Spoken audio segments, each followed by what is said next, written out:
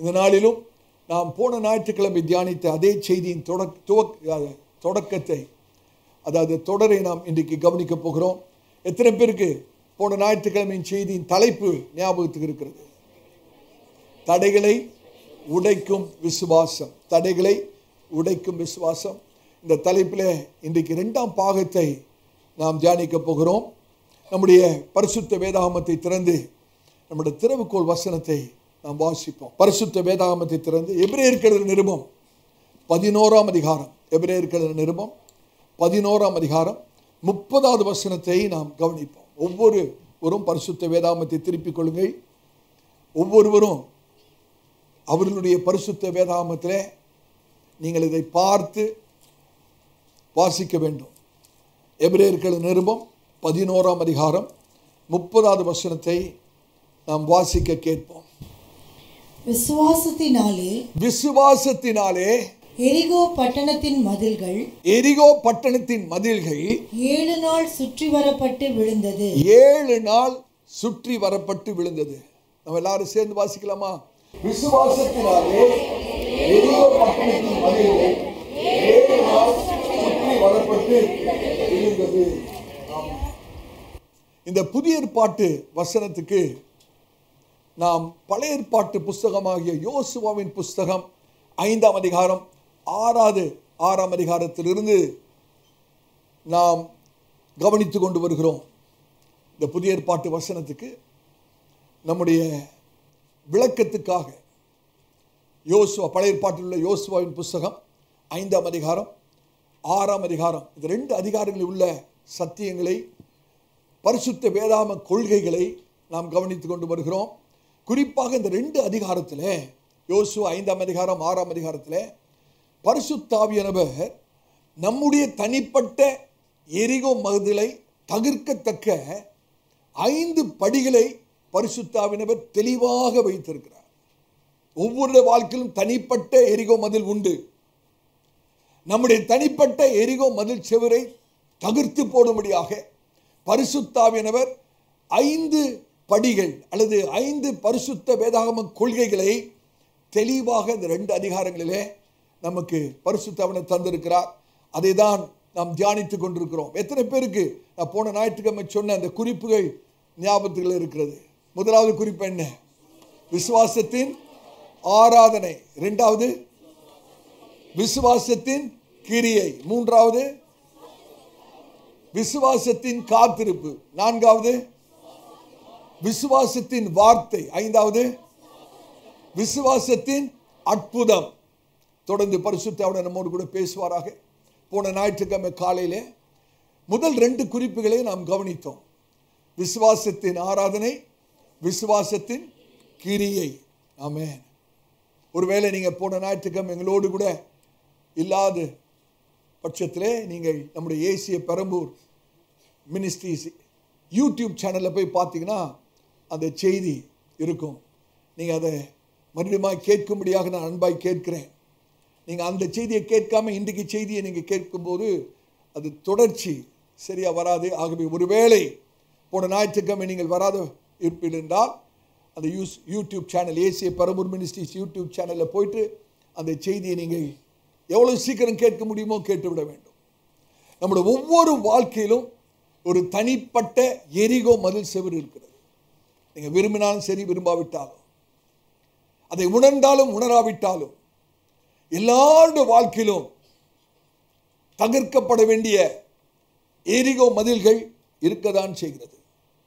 உங்களுடைய எரிகோ மதில் என்னவென்று எனக்கு தெரியாது. அது ஒருவேளை உங்களுடைய குடும்ப பிரச்சனையாக இருக்கலாம், அல்லது ஒரு பண பிரச்சனையாக இருக்கலாம், அல்லது ஒரு தோல்வியான விவாக உறவாக இருக்கலாம், அல்லது பரிசுத்த வாழ்வு வாழ முடியாதபடி போராடுகிற ஒரு நிலைமையாக இருக்கலாம், அல்லது உங்களுடைய சரீரத்திலே சுகவீனம் பலவீனங்கள் இருக்கலாம், அல்லது நிறைவேறாத வாஞ்சைகளாக இருக்கலாம், அல்லது கர்த்தர் உங்களுக்குள்ளே வைத்திருக்கிற விசேஷங்களை உணர முடியாத ஒரு சூழ்நிலையாக இருக்கலாம். எதுவாயிருந்தாலும் சரி, கர்த்தர் அப்படிப்பட்ட எரிகோ மதில் சுவர்களை தகர்க்க கர்த்தர் நம்மை திராணிப்படுத்த விரும்புகிறார். ஹல்லேலூயா.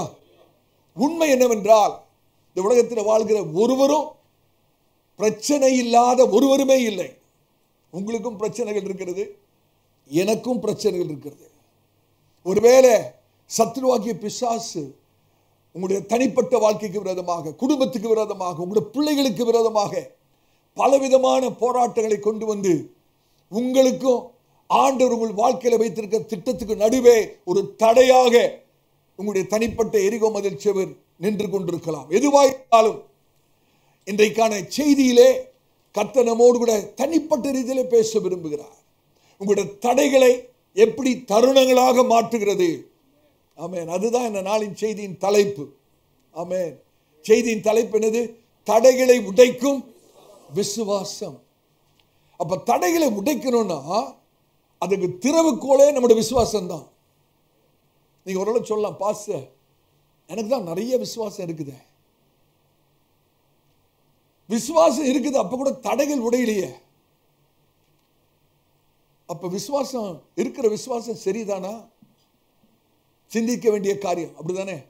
நம்ம எல்லாருக்கும் விசுவாசம் இருக்கு. அப்படிதானே? நம்ம எல்லாம் விசுவாசிகள், எல்லாருமே விசுவாசிகள். அப்படின்னா என்ன அர்த்தம்? விசுவாசம் இருக்குன்னு அர்த்தம். அப்படிதானே? ஆனாலும் ஏன் தடைகள் உடைய மாட்டேங்குது? ஏன் அந்த பழைய தடை அப்படியே இருக்கிறது? ஏன் சூழ்நிலை மாறவில்லை? சிந்திக்க வேண்டிய ஒரு காரியம். அப்படி என்றால் நம்முடைய விசுவாசத்தில் எங்கோ தவறுகள் இருக்கிறது. ஒன்று, விசுவாசத்தை சரியா விளங்கி கொள்ளல, அல்லது விசுவாசத்தை சரியான விதத்திலே செயல்படுத்தல. எங்கோ தவறு நடந்து கொண்டிருக்கிறது. அதனாலதான் இன்னும் நம்முடைய தனிப்பட்ட எரிகோ மதில் சுவர் விழாமல் இருக்கிறது. சிந்தித்து பார்க்க வேண்டும். சிந்தித்து பார்க்க வேண்டும். நீங்க கர்த்தர் நம்மோடு கூட தனிப்பட்ட ரீதியிலே பேசுவார். அந்த எபிரேயர் 11ஆம் அதிகாரம் 30ஆம் வசனத்தை மறுபடியும் வாசிங்க. விசுவாசத்தினாலே எரிகோ பட்டணத்தின் மதில்கள் 7 நாள் சுற்றி வரப்பட்டு விழுந்தது. 7 நாள் சுற்றி வரப்பட்டு விழுந்தது. நான் உங்ககிட்ட ஒரு கேள்வி கேட்கணும். அந்த எரிகோ மதில்கள் விழுந்ததுக்கு என்ன காரணம்? 7 நாள் சுற்றி வந்தது காரணமா? 7வது நாள்ல ஒரு பெரிய ஆரவார சத்தம் போட்டது காரணமா? அந்த எரிகோ மதில் விழுந்ததுக்கு காரணம் என்ன? விசுவாசம். ஏதோ சுற்றி வந்ததுனால விழலைங்க. 6 நாள் அந்த மதில் சுவரை சுற்றி வந்ததுனால அந்த மதில் சுவர் விழல. 7வது நாள் 7 நாள் சுற்றி வந்ததுனால விழல. 7வது நாள் எக்காலத்தை ஊதி ஒரு பெரிய சத்தம் போட்டதுனால விழல. எரிகோ மதில் விழுந்ததுக்கு காரணம் விசுவாசம். விசுவாசத்தினாலே இந்த ஒரு காரியம் நம்முடைய உள்ளான ஆவிக்குள்ளே பதிய வேண்டும். உங்களுடைய தனிப்பட்ட எரிகோ மதில் வேற எதனால விழாது? உங்களுடைய விசுவாசத்தினால தான் விழும். உங்களுடைய விசுவாசத்தினால் மாத்திரம்தான் உங்களுடைய தனிப்பட்ட எரிகோ மதில் தடையாயிருக்கிற தடைகள் தகர்ந்து விழும். கர்த்தருடைய பரிசுத்த நாமத்துக்கு ஸ்தோத்திரம். ஆமென். நான் போன ஞாயிற்றுக்கிழமை உங்களுக்கு சொன்னேன், உங்களுக்கு ஞாபகம் இருக்குன்னு நினைக்கிறேன். கர்த்தர் ஒரு பெரிய காரியத்தை செய்து நிறைவேற்றணும்னா அந்த கான்ட்ராக்டை யாரு கொடுப்பாரு? விசுவாசம் உள்ளவர்களுக்கு தான் அந்த கான்ட்ராக்டே கிடைக்கும். அந்த ப்ராஜெக்ட்ல அந்த கான்ட்ராக்ட் யாருக்கு கிடைக்கும்னா விசுவாசம் உள்ளவர்களுக்கு தான் கிடைக்கும். விசுவாசத்தினால் ஆகாத காரியம் ஒன்றுமே இல்லை. விசுவாசத்தினால் எல்லாம் ஆகும். நீ விசுவாசித்தால் தேவனுடைய மகிமையை காண்பாய். கர்த்தருடைய பரிசுத்த நாமத்துக்கு ஸ்தோத்திரம். இன்னைக்கு நம்ம நேரடியா 3வது குறிப்புக்கு போக போகிறோம். ஏற்கனவே அந்த 2 குறிப்புகளை நாம் தியானித்து விட்டோம். அதை இப்பொழுது தியானிக்க நமக்கு நேரம் இருக்காது. நேரடியாக 3வது குறிப்புக்கு போய்விடுவோம். ஆனால் ஒன்றை கவனிங்கள், இந்த நாளில் நீங்கள் கேட்க போகிறதான செய்தி மிக மிக முக்கியம். ஏன் இதை நான் சொல்கிறேன் என்றால், இன்னைக்கு கிறிஸ்தவத்தில் அநேக விசுவாசிகளுக்கு அந்த விசுவாசத்தை குறித்து சரியான ஒரு புரிந்து கொள்ளுதல் இல்லை, தெளிவு இல்லை. இன்னைக்கு நம்ம விசுவாசம்னா என்ன நினைச்சிட்டு இருக்கோம் தெரியுமா? நான் ஆண்டவரை நம்பினா எனக்கு எல்லாம் கிடைச்சிடும். விசுவாசத்தினாலே நான் மனசுல ஒரு விசுவாசத்தை வச்சு, ஆண்டவரே நான் உம்மை விசுவாசிக்கிறேன் என்று சொல்லி நம்பி ஆண்டவர்கிட்ட எதை கேட்டாலும் எனக்கு கிடைச்சிடும். இதான் விசுவாசத்தை குறித்ததான நம்முடைய புரிதல். ஆனா நீங்க சொல்றேன் துவக்கத்திலே விசுவாசம் அது அல்ல. விசுவாசம் முற்றிலும் வித்தியாசப்பட்டது. இன்றைக்கு விசுவாசம் இருக்கிறதுன்னு சொல்லியும் இன்னைக்கு தடைக்கு முன்பாக தான் நின்று கொண்டிருக்கிறோம். இன்னும் தடைகள் தகர்ந்து விழாமல் இருக்கிறது காரணம் அதுதான் இன்னைக்கு நாம் கவனிக்க போகிறோம். ஆகவே இந்த நாளின் செய்தி ரொம்ப ரொம்ப முக்கியம். நீங்க இதை கவனித்து கேட்க வேண்டும். இந்த சத்தியத்தை அப்படியே உள்ளியத்துக் கொள்ள வேண்டும். இந்த காரியத்தை நீங்கள் விலகிக் கொள்வீர்கள் என்றால் உங்களுடைய வாழ்க்கையிலே இருக்கிற தடைகள் கண்டிப்பாக நிர்மூலமாக்கப்படும். ஒரு பெரிய ஜெயத்துக்குள்ளே கர்த்தர் நம்மை நடத்துவார். ஹல்லேலூயா. மூன்றாவது குறிப்புக்கு நேராக நாம் கடந்து போவோம். விசுவாசத்தின் காத்திருப்பு, வெயிட் ஆஃப் ஃபெய்த். கர்த்தருக்காக காத்திருத்தல். கர்த்தருக்காக காத்திருத்தல். அந்த இஸ்ரவேல் ஜனங்களுக்கு ஆண்டவர் சொல்றாரு, நீங்க முதல் நாள்ல ஒரு ரவுண்டு அந்த எரிகோ மதிலை சுற்றி வரணும். ரெண்டாவது நாள் மறுபடியுமா சுற்றி வரணும். மூன்றாவது நாள் சுற்றி வரணும். நான்காவது நாள் சுற்றி வரணும். ஐந்தாவது நாள் ஒரு தடவை சுற்றி வரணும். ஆறாவது நாள் ஒரு தடவை சுற்றி வரணும். ஏழாவது நாள் 7 தடவை சுற்றி வரணும். யோசித்து பார்க்கணும். ஏன் இஸ்ரவேல் ஜனங்கள் 7 நாள் காத்திருக்கணும்? ஆண்டவர் அதை முதல் நாள் செய்ய முடியுமா முடியாதா? ஒரு தடவை சுற்றி வந்தோடனே அந்த மதில் சேர விளை செய்ய முடியுமா முடியாதா? ஆண்டவரால் எல்லாம் முடியும். அவரால் கூடாத காரியம் ஒன்றும் இல்லை. ஆனால் இந்த காத்திருக்கிற விசுவாசத்தோடு காத்திருக்கிற ஒரு பாடத்தை அந்த இஸ்ரவேல் ஜனங்கள் கற்றுக்கொள்ள வேண்டும். இந்த பாடத்தை கற்றுக்கொள்ளாவிட்டால் எரிகோ மதில் சுவர் தகர்ந்து விழ வேற வாய்ப்பே இல்லை. இன்னைக்கு சபையாருடைய வாழ்க்கையிலே தனிப்பட்ட எரிகோ மதில் தகர்ந்து விழணும்னா விசுவாசத்தோடு காத்திருக்கிற பாடத்தை நாம் கற்றுக்கொள்ள வேண்டும். அதுதான் தேவனுடைய நோக்கம். இன்னைக்கு நம்ம கூட்டி சேர்த்த நோக்கமும் அதுதான். எடுத்து வாசிங்க. யோசுவாவின் புஸ்தகம் 6ஆம் அதிகாரம் 14வது வசனத்தை வாசிங்கள். யோசுவா 6ஆம் அதிகாரம் 14வது வசனம். இரண்டாம் நாளிலும் பட்டணத்தை ஒரு தரம் சுற்றி வந்து பாளையத்துக்கு திரும்பினார்கள். இந்தபடி 6 நாளும் செய்தார்கள்.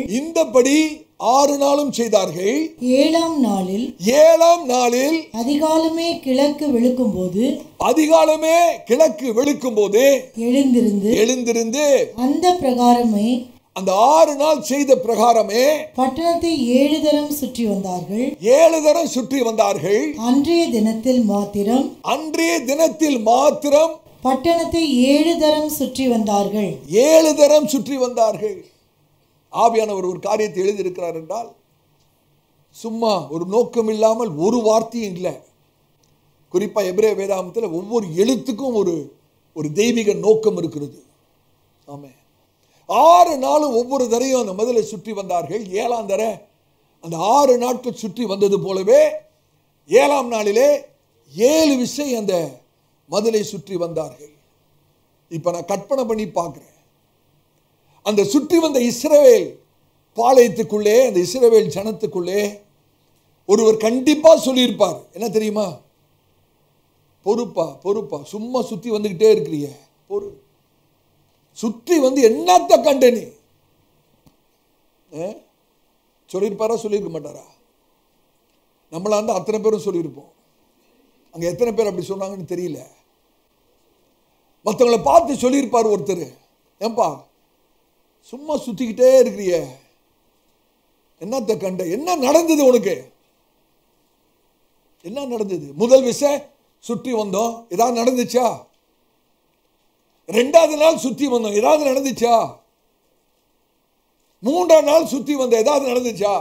6 நாட்கள் சுற்றி வந்தோமே, அந்த மதில்ல ஒரு கிராக் கூட விழலையே, ஒண்ணுமே நடக்கலையே. இன்னைக்கு 7ஆம் நாள் வந்திருக்கிறோம். 6 தடவை சுத்திட்டோம். ஏதாவது நடந்துச்சா? ஒன்றும் நடக்கல. அதனால 7வது தடவை நான் சுத்த மாட்டேன்ப்பா அப்படின்னு யாராவது சொல்லியிருப்பாங்கல்ல? கண்டிப்பா. நீங்க யோசிச்சு பார்க்கணும். 6 நாளும் சுத்திட்டு 7வது நாள் வந்துட்டு 6 தடவை சுத்திட்டு அந்த 7வது தடவை சுத்தாம அவங்க மாத்திரம் உட்கார்ந்து இருந்தா அந்த எரிகோன் மதில் சேர் இன்றைக்கு வரைக்கும் அப்படியே தான் இருந்திருக்கும். இன்னைக்கு எத்தனை பேரோட வாழ்க்கையில எரிகோ மதில் சேர் விழாம அப்படியே நிக்குதுன்றதுக்கு நான் காரணம் சொல்றேன் உங்களுக்கு. அநேக சமயத்திலே காத்திருக்க மனதில்லை, பொறுமையை இழந்து விடுகிறோம். கர்த்தர் எனக்கு ஒண்ணுமே செய்யல, ஆண்டவர் ஜெபத்தை கேட்கல, கர்த்தர் என்னை ஆசீர்வதிக்கல. ஆண்டவர் சொல்றாரு, மகனே மகளே பொறுத்து இரு, கொஞ்சம் பொறுமையாயிரு, என்னுடைய சமூகத்திலே காத்திரு. நீங்க சிந்தித்து பார்க்க வேண்டிய விஷயம். ஹல்லேலூயா.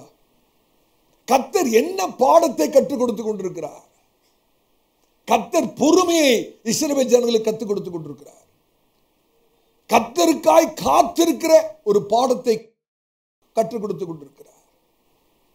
நீங்க கர்த்தர் சொல்றார், மகனே மகளே நீ என்னுடைய சமூகத்திலே காத்திரு.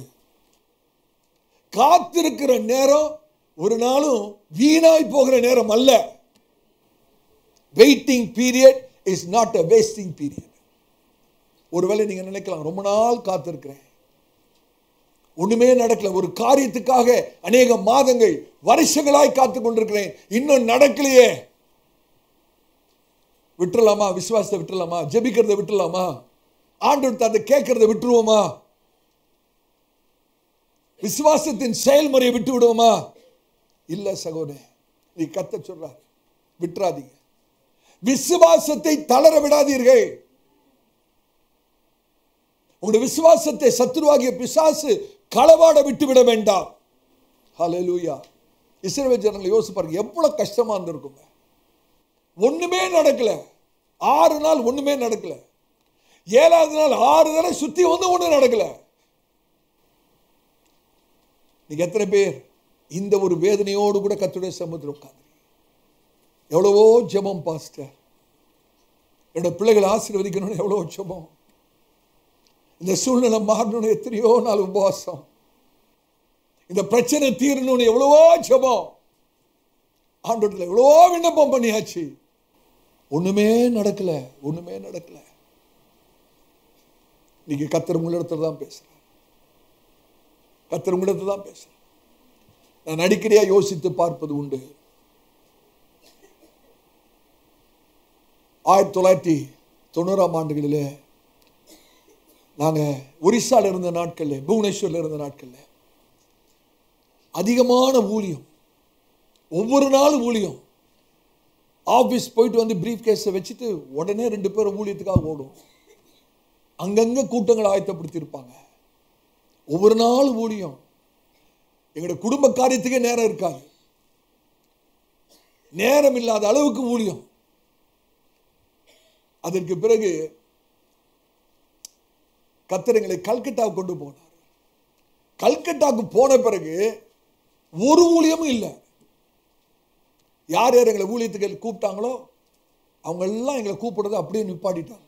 எல்லா வாசலும் அடைக்கப்பட்டது. சுத்தமா ஊழியம் கிடையாது கல்கட்டாவில்.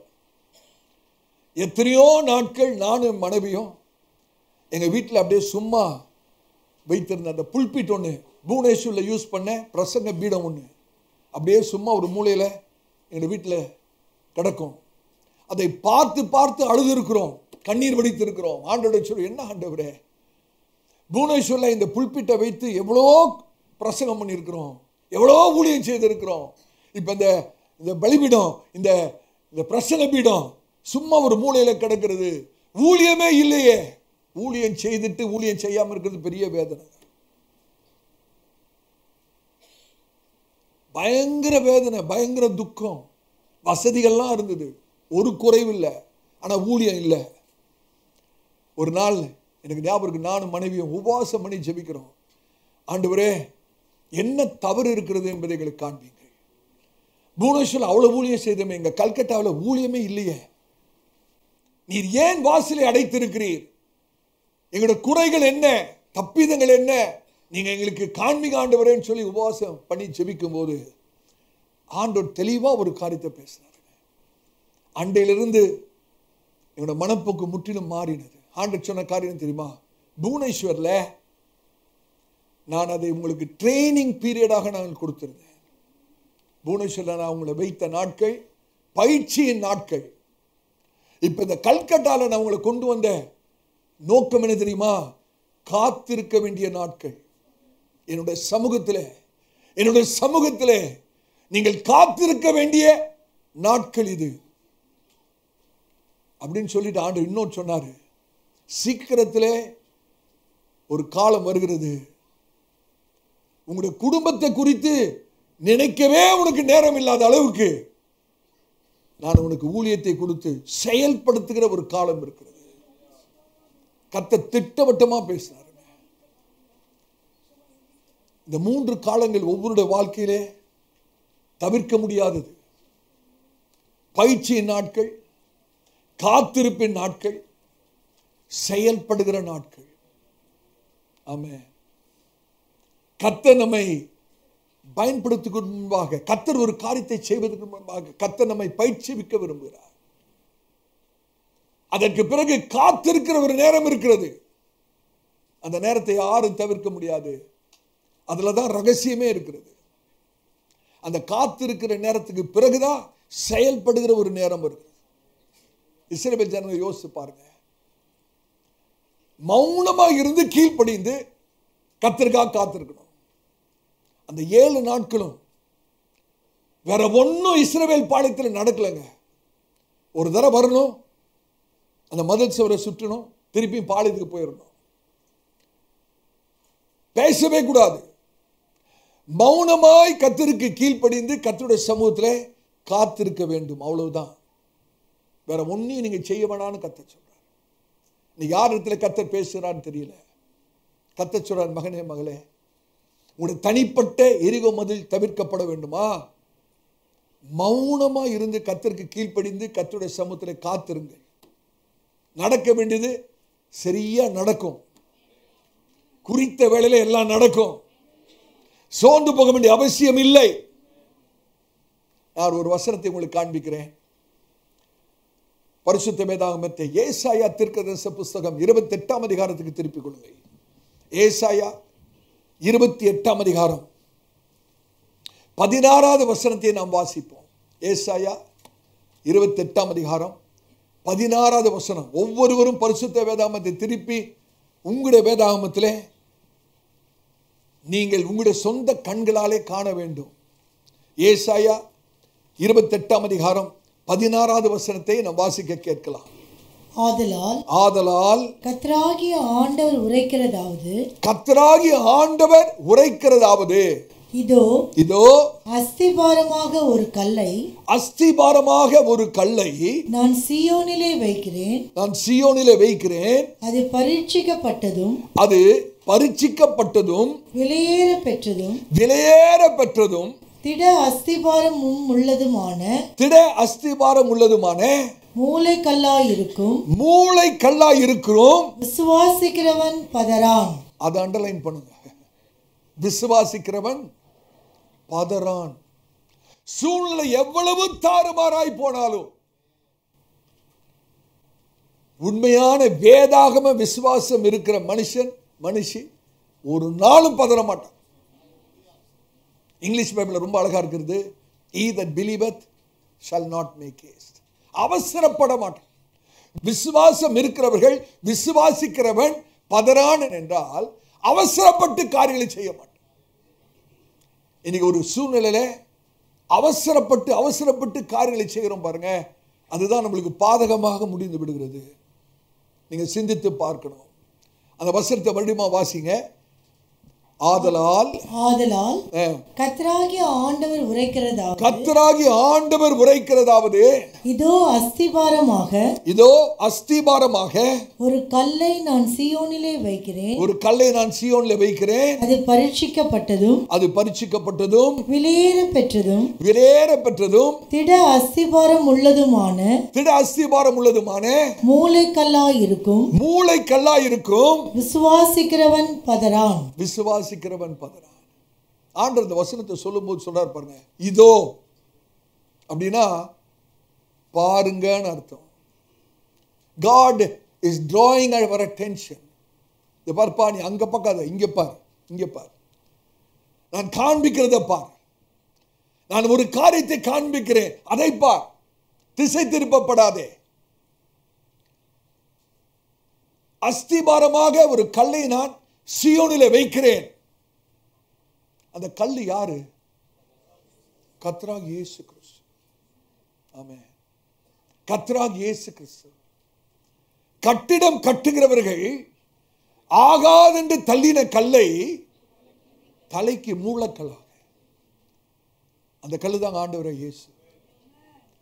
கட்டிடம் கட்டுகிறவர்களெல்லாம் இந்த கல்லு உதவாதுன்னு தள்ளிட்டான். ஆனா அந்த கட்டடத்தை முடிக்கிறதுக்கு அந்த கல் இல்லாம கட்டடத்தை முடிக்க முடியாது. ஆகாதுன்னு தள்ளின கல்லு தலைக்கு மூலக்கல்லாயிற்று ஆண்டவராகிய இயேசு. ஹல்லேலூயா. நான் கேட்கிறேன், இந்த இடத்துல ஒரு கல்லை நான் சீயோன்ல வைக்கிறேன்னு சொன்னாரே, அது எப்படிப்பட்ட கல்லு?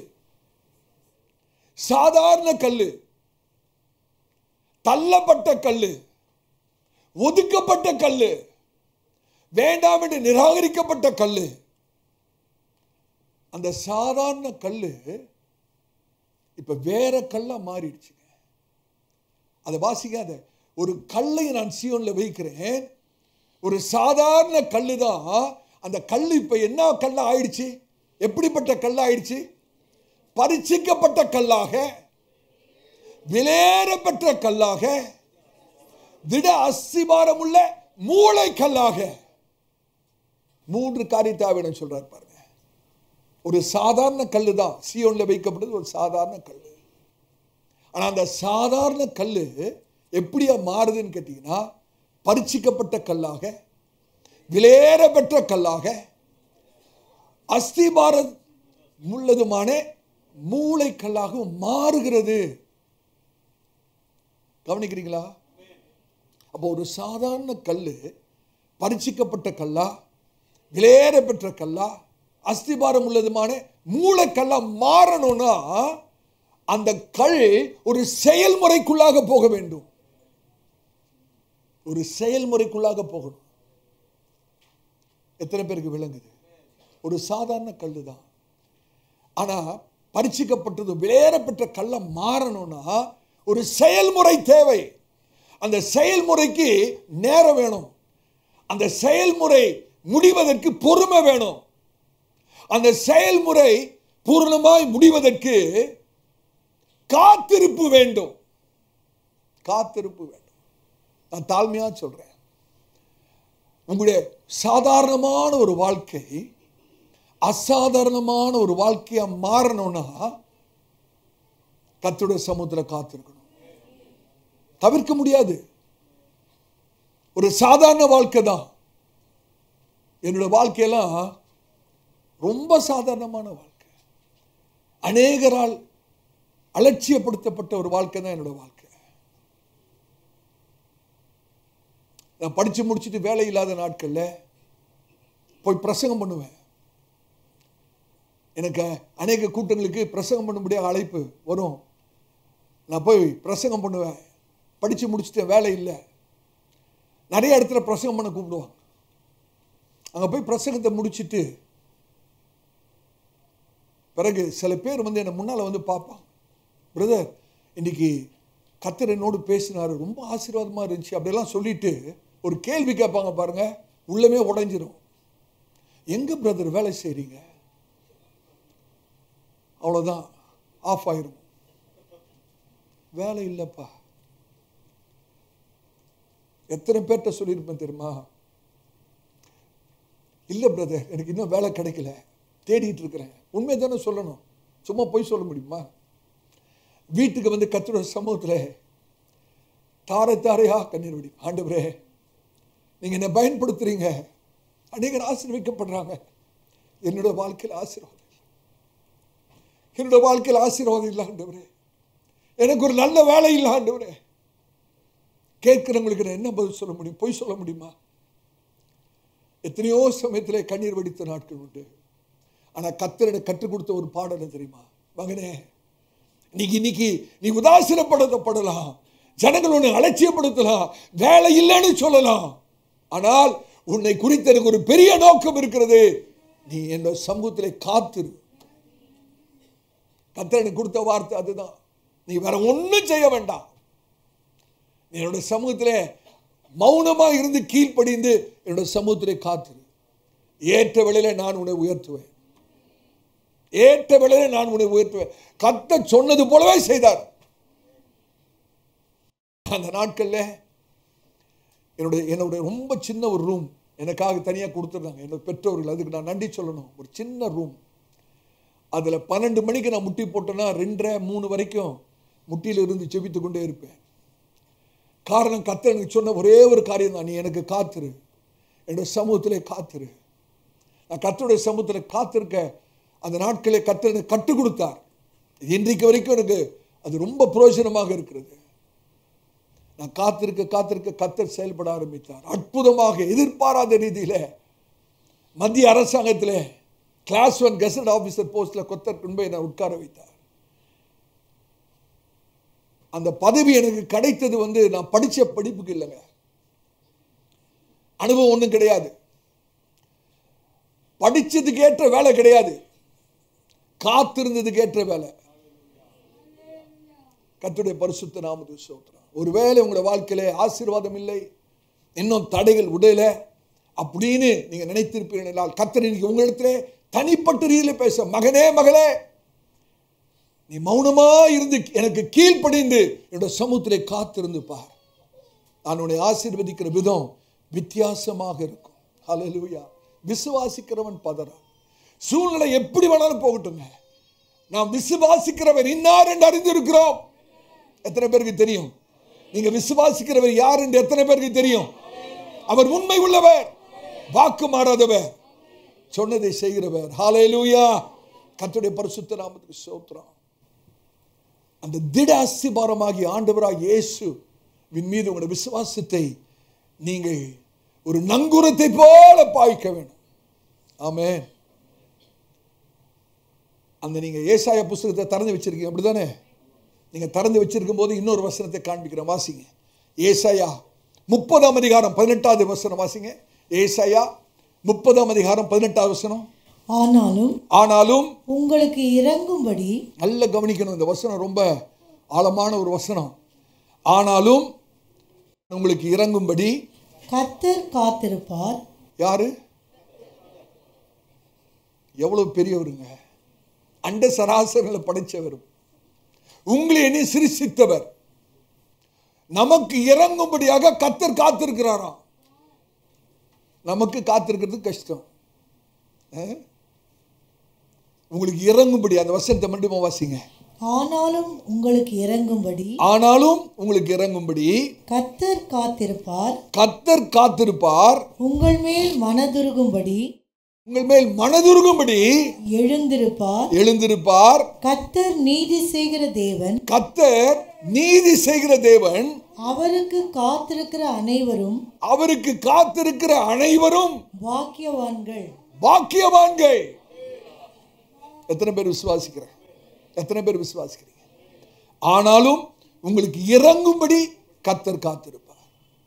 உங்களை ஆசீர்வதிக்கும்படி கர்த்தர் காத்திருப்பார். உங்களை உயர்த்தும்படி கர்த்தர் காத்திருப்பார். உங்களுக்கு இறங்குவதற்காக, தயவு காண்பிப்பதற்காக கர்த்தர் காத்திருப்பார். நல்லா கவனிங்க. அநேக சமயத்தில் நம்ம சொல்றோம், என்னோட ஜெபம் ஆண்டவருடைய சமூகத்தில் இட்டுதான்னு தெரியலையே, ஜெபிக்கிறேன் பதில் இல்லை, ஆண்டவர் ஒண்ணுமே செய்யறது போல தெரியல, ஆண்டவர் மௌனமாவே இருக்கிறாரு, எவ்வளவோ ஜெபம், என் ஜெபத்துக்கு ஏற்ற பதில் இல்லை. கர்த்தர் ஏங்க காத்திருக்கிறாரு? கர்த்தர் ஏன் காத்திருக்காரா? உங்களுக்கு இறங்கும்படி. அவர் இறங்கிறதுக்கு ஆயத்தமா இருக்கிறாரு, ஆசீர்வாதத்துக்கு ஆயத்தமா இருக்கிறாரு. ஆனா அதுக்கு முன்ன கர்த்தர் நம்ம ஒரு செயல்முறைக்குள்ளே கொண்டு போக விரும்புகிறார். ஒரு செயல்முறை இருக்கு. கர்த்தர் நம்மளை மாற்றணும், அவருடைய இருதயத்துக்கு ஏற்றவளா மாறணும், கர்த்தருக்கு பிரியமுள்ளவர்களா வாழணும். அதுக்காக கர்த்தர் காத்திருக்கிறாராம். இறங்குவதற்காக கர்த்தர் காத்திருக்கிறார். ஹல்லேலூயா. கர்த்தருடைய பரிசுத்த நாமத்துக்கு மகிமை உண்டாவதாக. நீங்க இந்த வசனத்தை ரொம்ப தெளிவா விளங்கிக் கொள்ள வேண்டும் என்று நான் விரும்புகிறேன். அந்த வசனத்துல ஒரு காரியத்தை கவனிச்சிங்களா?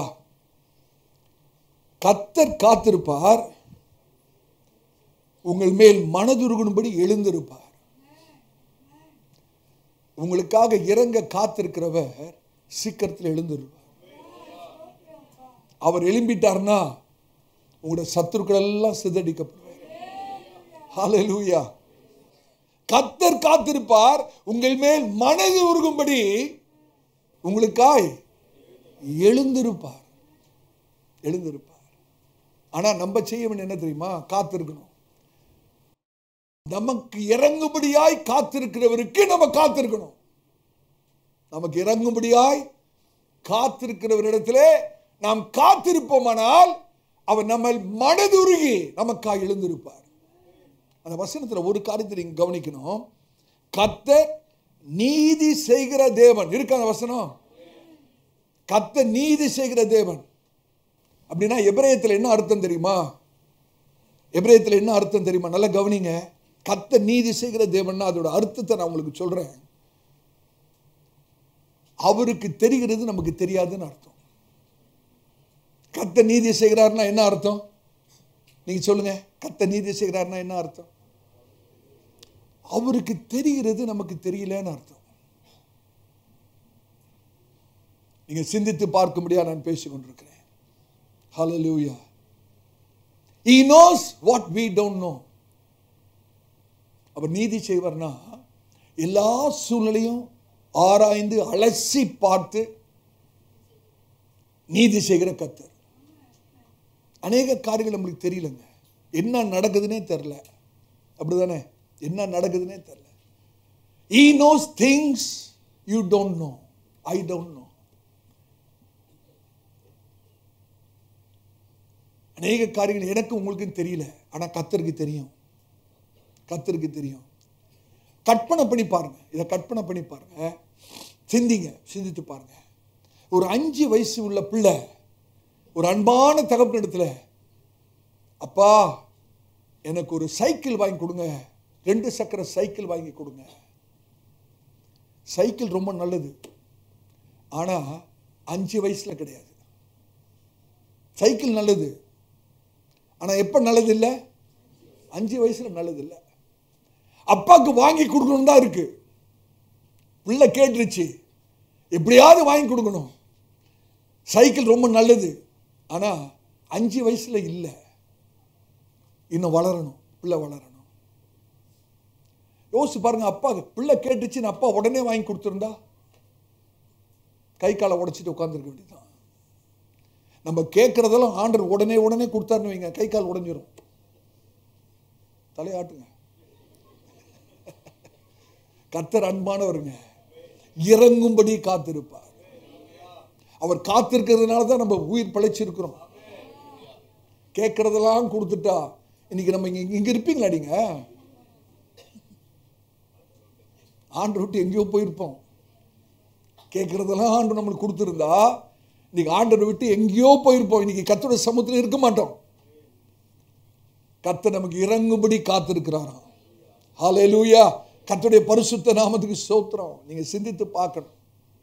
ஏன் கர்த்தர் மௌனமா இருக்கிறார்? ஒரு நாளும் சொல்லாதீங்க கர்த்தருடைய ஜெபத்தை கேட்கலன்னு சொல்லவே சொல்லாதீங்க. கர்த்தர் எனக்காக ஒன்றும் செய்யலன்னு தயவு செய்து சொல்லாதீங்க. நான் அடிக்கடி யோசித்து பார்ப்பேன். சாதாரண மனுஷர் தானே நம்ம, சாதாரண மனுஷன். ஆனா ஒரு காரியத்தை செய்யறதுக்கு முன்ன எவ்வளவு யோசிக்கிறோங்க. அப்படிதானே? ஒன்றும் இல்லை, ஒரு 2 லட்சம் 3 லட்சம் முதலீடு செய்யறதுக்கு முன்ன உடனே சும்மா எடுத்து கையில் கொடுத்துருவீங்களா? எவ்வளவு ஆராய்ச்சி பண்ணி ரிசர்ச் பண்ணி இது போட்டா நஷ்டம் வருமா லாபம் வருமா? எங்க பேங்க்ல போட்டா இன்ட்ரெஸ்ட் ஜாஸ்தி. எவ்வளவு யோசனைப்பா ஒரு சாதாரண காரியம் மனுஷன் செய்யறதுக்கு எத்தனை கோணத்துல நம்ம யோசிச்சு பார்க்கிறோம். அப்ப ஆண்டவர் ஒரு காரியத்தை நமக்கு செய்யணும் யோசிக்காம செய்திருவாரா? நம்மளே இவ்வளவு யோசிக்கிறோம்னா ஆண்டவர் நம்ம குறித்து எவ்வளவு யோசிப்பார்? எத்தனை பேருக்கு விளங்குது நான் சொல்றது? ஹல்லேலூயா. அந்த வசனத்தோட கடைசி பகுதி நீங்க வாசித்து பாருங்க. 18வது வசனம் கடைசி பகுதி. ஏசாயா 30ஆம் அதிகாரம் 18ஆம் வசனம் கடைசி பகுதி. அவருக்கு காத்திருக்கிற அனைவரும் பாக்கியவான்கள். அவருக்கு காத்திருக்கிற அனைவரும் பாக்கியவான்கள். யாரா இருந்தாலும் சரி, யாரா இருந்தாலும் சரி, அவருக்கு மாத்திரம் நீங்க காத்திருந்துட்டீங்கன்னா நீங்க யாரு?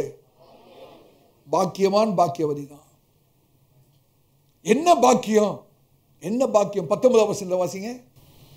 சீயோனை சேர்ந்த ஜனங்கள், சீயோனை சேர்ந்த ஜனங்கள் எருசலேமில் வாசமாயிருப்பார்கள். அதாவது கர்த்தருடைய சமூகத்திலே, கர்த்தருடைய நகரத்திலே, கர்த்தருடைய சபையிலே வாசமாயிருப்பார்கள். இனி நீ அழுது கொண்டிராய், இனி நீ அழுது கொண்டிராய். உன் கூப்பிடுதலின் சத்தத்துக்கு, உன் கூப்பிடலின் சத்தத்துக்கு அவர் உருக்கமாய் இறங்கி, அவர் உருக்கமாய் இறங்கி, அதை கேட்டவுடனே, அதை கேட்டவுடனே உனக்கு மறு உத்தரவு அருளுவார். உனக்கு மறு உத்தரவு அருளுவார். இதுதாங்க பாக்கியம். கேட்ட உடனே மறு உத்தரவு அருளுவார். அதற்கு பிறகு வெயிட்டிங் தேவையில்லைன்றார் ஆண்டவர். கர்த்தர் எதிர்பார்க்கிற காத்திருப்பு மாத்திரம் இருந்துச்சுன்னா, அவர் கிரியையை ஆரம்பித்து விட்டால் அதுக்கு பிறகு காத்திருக்க வேண்டிய அவசியம் இல்லை. அவர் மனதுருகி இறங்கி உங்களோட சத்தத்தை கேட்ட உடனே மறு உத்தரவு அருளுவார். எத்தனை பேர் விசுவாசிக்கிறீங்க? அதுக்கு பிறகு அழக வேண்டிய அவசியம் இல்லை. அதுக்கு பிறகு துக்கப்பட வேண்டிய அவசியம் இல்லை. அதற்கு பிறகு சஞ்சலப்படுவதற்கு அவசியம் இல்லை. எத்தனை பேர் கர்த்தரால் ஆசீர்வதிக்கப்படணும்? எத்தனை பேர் பாக்கியவான் பாக்கியவதிகளா மாறணும்? திறவுகோள் விசுவாசத்தோடு காத்திருக்கணும். விசுவாசத்தெல்லாம் விட்டுட்டு காத்திருக்கிறது இல்லை. பஸ்ஸுக்கு காத்திருக்கிற மாதிரி இந்த நம்பர் வரவே வராது, ஆனாலும் பஸ் ஸ்டாண்ட்ல தான் நின்றுட்டு இருப்பாங்க. கர்த்தருக்கு காத்திருக்கிறது அப்படி அல்ல. விசுவாசத்தோடு, விசுவாசத்தோடு பதறாதபடி. பிசாசு பல காரியத்தை சொல்லுவோம், பதறக்கூடிய காரியங்கள். நம்மளை பதற வைக்கிறது தான் பிசாசோட வேலையே. நம்மளை பயமுத்துறது தான் பிசாசோட வேலையே. நம்ம பதற வேண்டிய அவசியம் இல்லை. சகோதரனே சகோதரி, நாம் பதற வேண்டிய அவசியம் இல்லை. காரணம், நாம் விசுவாசிக்கிறவர் இன்னார் என்று அறிந்திருக்கிறோம். கர்த்தருடைய பரிசுத்த நாமத்துக்கு ஸ்தோத்திரம். ஆனாதான் சங்கீதக்காரன் அடிக்கடியா சொல்வார், கர்த்தருக்கு காத்திருங்கள், கர்த்தருக்கு காத்திருங்கள். அடிக்கடியா சொல். கர்த்தருக்கு காத்திருப்போர் புது பலன் அடைந்து. அப்ப புது பலன் எங்க இருக்குன்னு கேட்டீங்கன்னா கர்த்தருக்கு காத்திருக்கிறதுல தானே இருக்கு. ஹல்லேலூயா. இன்னும் குறிப்பா சொன்னா, கர்த்தருக்காய் காத்திருக்கிறவர்களுக்காக இறங்கும்படி கர்த்தர் காத்திருக்கிறார். கர்த்தருக்காக காத்திருக்கிறவர்களுக்காக, கர்த்தருக்கு காத்திருக்கிறவர்களுக்காக இறங்கும்படி, நன்மை செய்யும்படி, தயவை வெளிப்படுத்தும்படி கர்த்தர் காத்திருக்கிறார். புதிய ஏற்பாட்டில் ஒரு வசனம் இருக்கு. நீங்க அந்த ரெஃபரன்ஸ் எங்க இருக்கு நீங்க தான் சொல்லணும். நன்மை செய்கிறதுல சோர்ந்து போகாமல் இருப்பில் என்றால் ஏற்ற காலத்திலே அரிப்பீர்கள். எங்க இருக்கு அந்த வசனம்? கலாத்தியர் 6ஆம் அதிகாரம் 9வது வசனம் வாசிங்க. கலாத்தியர் 6ஆம் அதிகாரம் 9வது வசனம். நன்மை செய்கிறதில் சோர்ந்து போகாமல் இருப்போமாக. நன்மை செய்கிறதிலே சோர்ந்து போகாமல் இருப்போமாக. நாம் தளர்ந்து போகாதிருந்தால், நீங்கள் தளர்ந்து போகாதிருந்தால் ஏற்ற காலத்தில் அறுப்போம். ஏற்ற காலத்தில் அறுப்போம். அப்ப ஏற்ற காலம் இருக்கா இல்லையா? உங்களுக்கு என்று ஒரு ஏற்ற காலம் இருக்கா இல்லையா? தேவன் நிர்ணயித்த உங்களை ஆசீர்வதிக்கக்கூடிய ஒரு பெரிய அறுவடை அறுக்கக்கூடிய ஒரு நேரம் இருக்கிறதா இல்லையா? என்ன கண்டிஷன்? நன்மை செய்கிறதுல சோர்ந்து போகாது. என்னதான் மக்கள், ஜனங்கள், குடும்பத்தார் உங்களுக்கு தீமை செய்தாலும் அவங்களுக்கு நன்மை செய்து கொண்டே இருங்க. நன்மை செய்வதிலே சோர்ந்து போகாமல் இருப்போமாக. நீங்க சோர்ந்து போகாமல் இருப்பீங்க என்றால், மனம் தளராமல் இருப்பீர்கள் என்றால், ஏற்ற காலத்தில் அறுப்பீர்கள். இது வாக்கு தத்துவம், இது கர்த்தருடைய வார்த்தை. சில பேர் யோசிக்கலாம், மற்றவர்களுக்கு எவ்வளவுக்கு நன்மை செய்யணும், அவ்வளவுக்கு நான் தீமை அனுபவிச்சுட்டு இருக்கிறேனே, எனக்கு தீமை செய்யப்படுகிறது, செய்யட்டும். எவ்வளவுதான் தீமை செய்யணும், செய்யட்டும். நம்முடைய விசுவாசம் என்ன? மற்றவர்கள் நமக்கு செய்கிற தீமையும் கர்த்தர் நன்மையாய் மாற்றுகிறவர் நம்முடைய கர்த்தர். ஹல்லேலூயா. நம்முடைய பங்குக்கு நன்மை செய்துக்கிட்டே இருப்போம். யார் என்ன தீமை செய்தாலும் சரி, நம்ம நன்மையை தவிர அவர் ஒன்றும் செய்ய மாட்டோம். ஹல்லேலூயா. கர்த்தருடைய பரிசுத்த நாமத்துக்கு ஸ்தோத்திரம். தீர்மானம் பண்ணுங்க, தீர்மானம் பண்ணுங்க. பிசாசு சொல்லுவான், இதை உனக்கு பண்ணியிருக்காங்கல்ல, நீ இப்படி பண்ணு, நீ அப்படி பண்ணு. இல்லை இல்லை இல்லை, நான் கர்த்தருடைய பிள்ளை, எனக்கு சத்தியம் தெரியும், நான் இப்படி அப்படியெல்லாம் பண்றவன் இல்லை, நன்மை தான் செய்கிறவன். எத்தனை பேர் ஆமீன் சொல்ல முடியும்? ஹல்லேலூயா. இதே காரியத்தை இன்னொரு வசனத்தை காண்பிக்கிறேன், எடுத்து வாசிங்கள். எபிரேயருக்கு எழுதின நிருபம் 10ஆம் அதிகாரம் 36வது வசனம். எபிரேயருக்கு எழுதின நிருபம் 10ஆம் அதிகாரம் 36வது வசனத்தை வாசிங்க. நீங்கள் தேவனுடைய சித்தத்தின்படி செய்து, நல்ல கவனிக்கணும், ரொம்ப முக்கியமான வசனம்.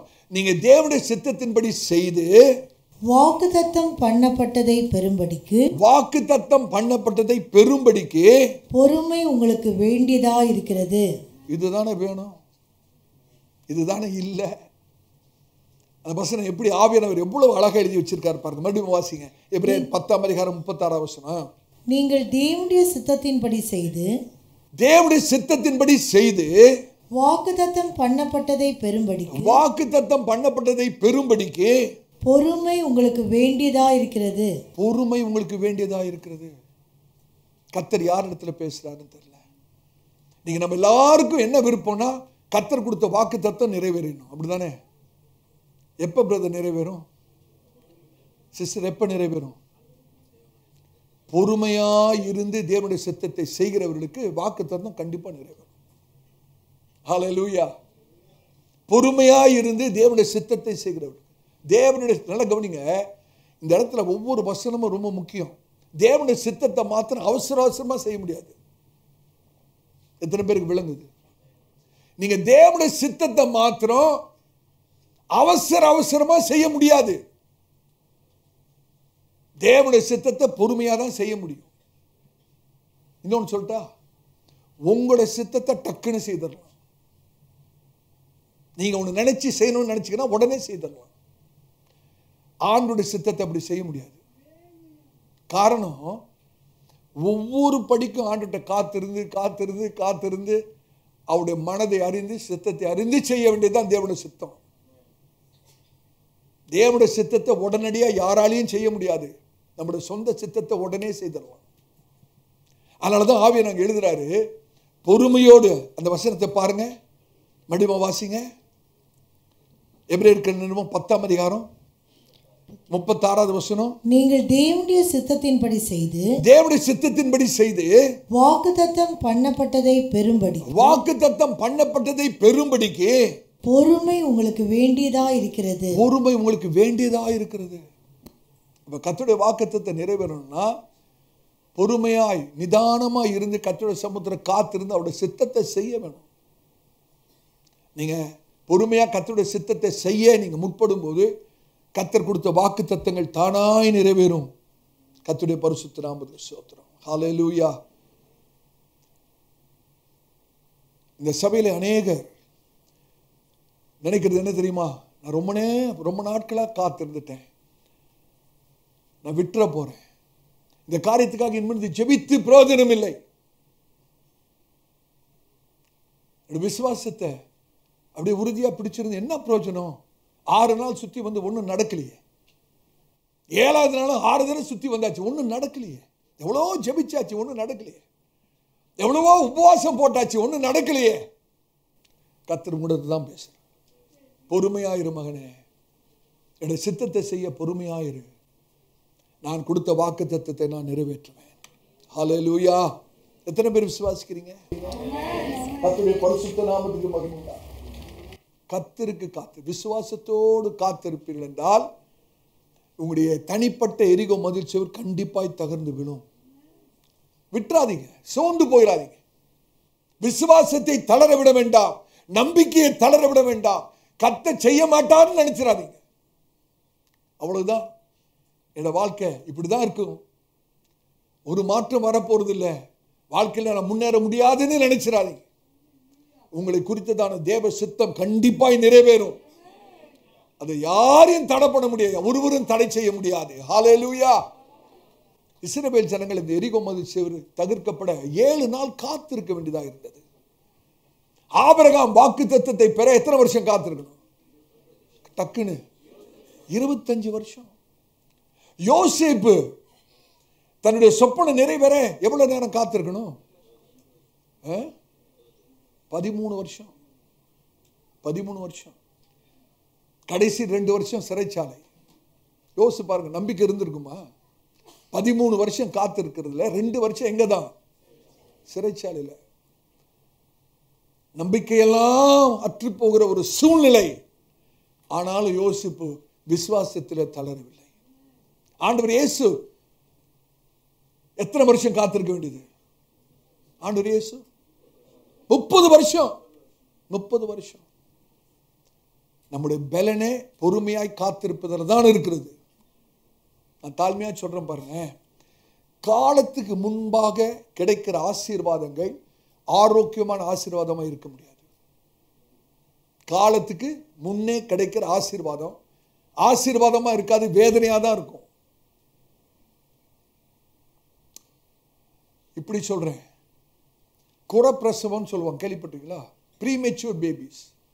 அந்த பிள்ளையை பாருங்க, ஆரோக்கியமா இருக்கிறது ரொம்ப கஷ்டம், அந்த பிள்ளையை வளர்க்கறதே ரொம்ப கஷ்டம். அதான உண்மை. அடிக்கடி சிக்காயிரும்.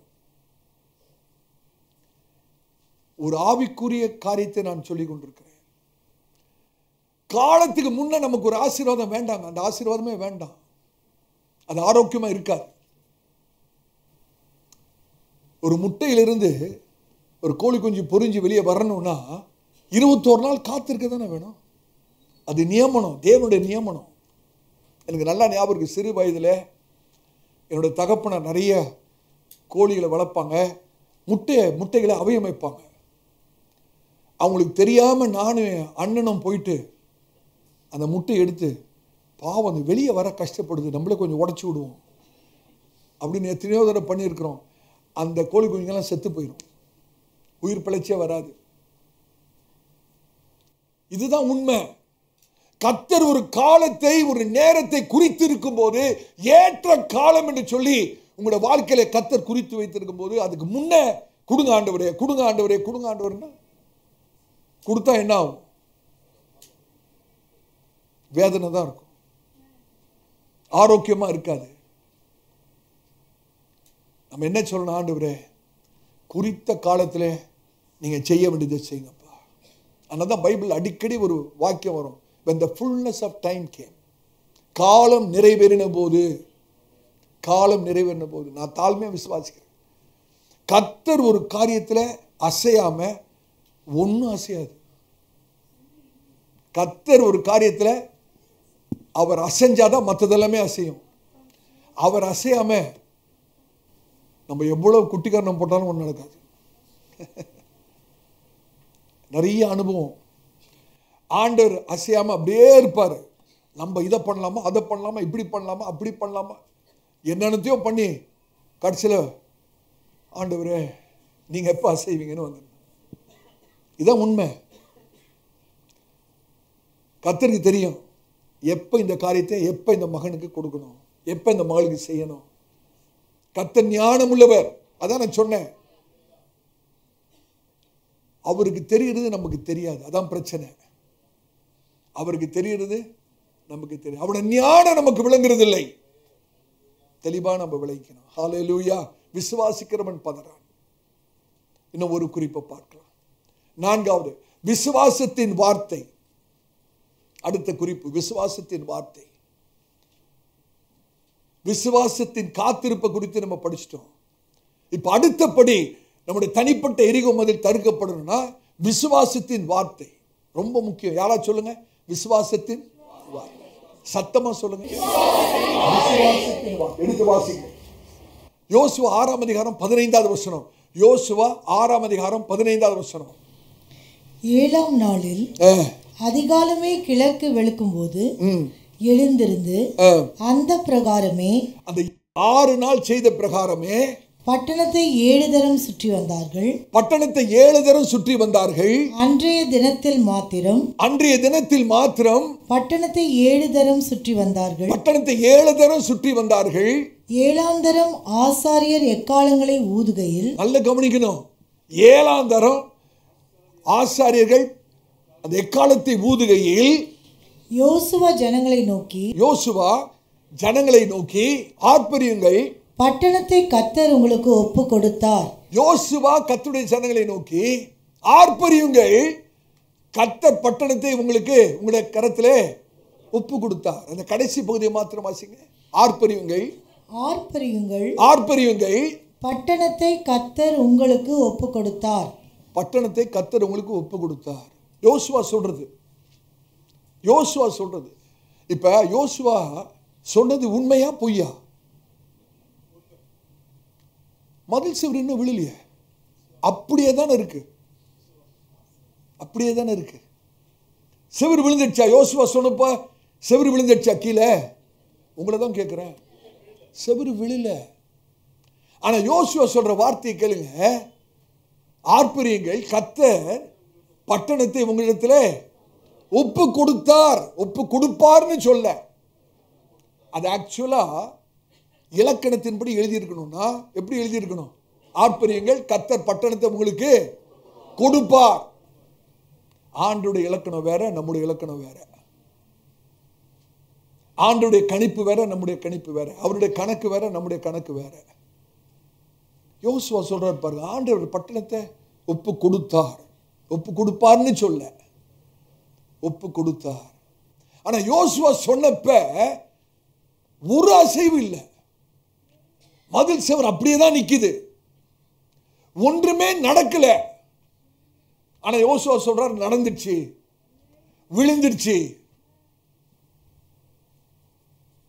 சிந்தித்து பார்க்க வேண்டிய விஷயம். ரகசியம் என்ன, சத்தியம் என்ன? ஏன் யோசுவா அப்படி சொன்னார்? இன்னும் பட்டணத்தின் மதில் விழல, ஒண்ணுமே நடக்கல. ஆனா கர்த்தர் ஒப்பு கொடுத்தாருன்னு சொல்றாரு. ஆனா ஒப்பு கொடுத்த மாதிரி தெரியல. இன்னும் ஜனங்கள் பட்டண மதிலுக்கு வெளியே தான் நிற்கிறார்கள். சத்தியம் என்னவென்றால், சிந்தி நல்ல கவனிங்க. யோசுவா சொன்னதுக்கு அர்த்தம் என்னன்னு கேட்டீங்கன்னா, கர்த்தருடைய சிந்தையிலே, இருதயத்திலே அது ஏற்கனவே நடந்து முடிந்து விட்டது. இன்னும் பூமியில நடக்கல, அவ்வளவுதான். எங்க நடந்துச்சு? கர்த்தருடைய சிந்தையிலே, கர்த்தருடைய இருதயத்திலே ஏற்கனவே நடந்து முடிந்து விட்டது. அதை தான் யோசுவா சொல்றார். ஒப்பு கொடுத்துட்டாருப்பா, ஒப்பு கொடுத்தார். அப்ப யோசுவாவுக்கு நல்லா தெரியுது பிரச்சனை முடிஞ்சிருச்சு. மதில் சுவர் இழுந்து விழுந்துடுச்சு. எங்க விழுந்துச்சு? எங்க விழுந்தது?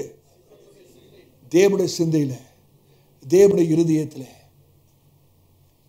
ஒப்பு கொடுப்பார்னு சொல்ல, ஒப்பு கொடுத்தார்னு சொல்றாரு. நல்ல கவனிங்க. யோசுவாவுக்கு கர்த்தருடைய வார்த்தை தெரியுதுங்க. அப்படி சொன்னது காரணம் என்ன? யோசுவா ஏன் கடந்த காலத்தில் சொல்றாரு? நடக்காத ஒன்றை நடந்தது போல நடந்ததாக ஏன் சொல்றார் என்றால், யோசுவாவுக்கு கர்த்தருடைய வார்த்தை தெரியும். கர்த்தருடைய வார்த்தை தெரியும். கர்த்தருடைய வார்த்தை என்னது? வாசிங்க 6ஆம் அதிகாரம் 2வது வசனம். 6ஆம் அதிகாரம் 2வது வசனம். கர்த்தருடைய வார்த்தை என்னது? கர்த்தர் யோசுவாவை நோக்கி இதோ எரிகோவையும் அதன் ராஜாவையும் யுத்த வீரரையும் உன் கையில் ஒப்பு கொடுத்தேன். ஆண்டவர் என்ன சொல்றாரு? ஒப்பு கொடுப்பேன்னு சொல்றாரா? அதை தாங்க யோசுவா சொல்றாரு. அப்ப யோசுவா நடக்காத ஒரு காரியத்தை, மதில் சுவரை இன்னும் விழல, ஒண்ணுமே நடக்கல, கர்த்தர் உங்களை கையில ஒப்பு கொடுத்தார்னு சொல்றதுக்கு காரணம், யோசுவாவுக்கு என்ன தெரியுது? ஆண்டவருடைய வார்த்தை தெரியுது. ஆண்டவன் சொன்னாரு, எரிகோவையும் அதோட ராஜாவையும் யுத்த வீரர்களையும் உன் கையிலே ஒப்பு கொடுத்தேன். ஒப்பு கொடுப்பேன் என்று அல்ல. நல்ல கவனிக்கணும், நல்ல கவனிக்கணும்.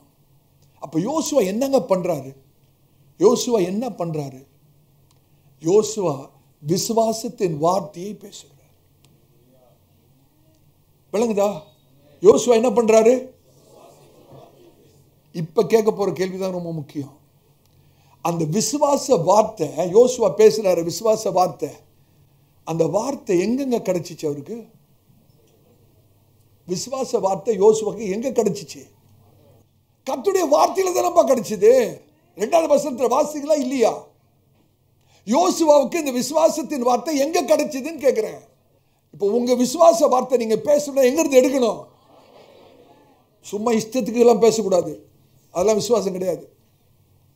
எத்தனை பேருக்கு விளங்குது? ஹல்லேலூயா. யோசுவா இப்ப விசுவாச வார்த்தையை பேசுறாரு. அந்த விசுவாச வார்த்தையை எங்க இருந்து எடுத்தப்பா யோசுவான்னு கேட்டா, கர்த்தருடைய வார்த்தையில இருந்தாப்பா எடுத்தேன்னு சொல்றாரு. இப்ப விளங்குது உங்களுக்கு? எத்தனை பேருக்கு விளங்குது? இப்ப நல்ல கவனிக்கணும், உத்து கவனிக்கணும். இதை நான் அடிக்கடி சொல்லி இருக்கிறேன், இன்னைக்கு சொல்றேன். வேதம் தெளிவாக சொல்றது, விசுவாசம் கேள்வியினால் வரும், கேள்வி வார்த்தையினால வரும். விசுவாசம் எப்படி வரும்? கேள்வியினால் வரும், கேள்வி தேவனுடைய வார்த்தையினால வரும். விசுவாசம் கேட்கறதுனால தான் வரும். அதனால தான் வசனத்தை கேட்கணும். அதனால தான் ஞாயிற்றுக்கிழமை வரணும், சத்தியத்தை கேட்கணும். விசுவாசம் கேட்கறதுனால வரும். எதை கேட்கறதுனால வரும்? கர்த்தருடைய வார்த்தையை எவ்வளவு கேட்கிறீங்களோ அவ்வளவு உங்களுக்குள்ள விசுவாசம் வரும். விசுவாசம் கேட்கறதுனால வரும். எதை கேட்கிற? கண்டதையும் கேட்டா வராது. இருக்கிற விசுவாசம் போயிடும். அந்த அம்மா சொல்றாங்க, இந்த அம்மா இல்ல இல்ல இல்ல. கர்த்தருடைய வார்த்தையை எவ்வளவு கேட்கிறீங்களோ அவ்வளவு விசுவாசம் வரும். இப்ப யோசுவாக்குள்ள எப்படி விசுவாசம் வந்தது? யோசுவாக்குள்ள எப்படி விசுவாசம் வந்தது? 2வது வசனத்துல கர்த்தர் யோசுவாவை நோக்கி எரிகோவையும் அதனுடைய ராஜாவையும் யுத்த வீரர்களையும் உடைய கரத்துல ஒப்பு கொடுத்தேன்னு சொல்லி கர்த்தருடைய வார்த்தையை கேட்டாரு பாருங்க. விசுவாசம் வந்துருச்சு. விசுவாசம் வந்தா போதாது. விசுவாசம் வந்துருச்சுன்னா அந்த விசுவாச வார்த்தையை பேசணும். கண்டதையும் பேசுறது இல்லை. எத்தனை பேருக்கு விளங்குது? இப்ப நான் ஒரு காரியத்தை சொல்றேன், நல்ல கவனிங்க. யோசுவாக்குள்ள ஒரு விருப்பம், வாஞ்சை இருக்கிறது. என்னன்னா, எரிகோவை கைப்பற்ற வேண்டும்.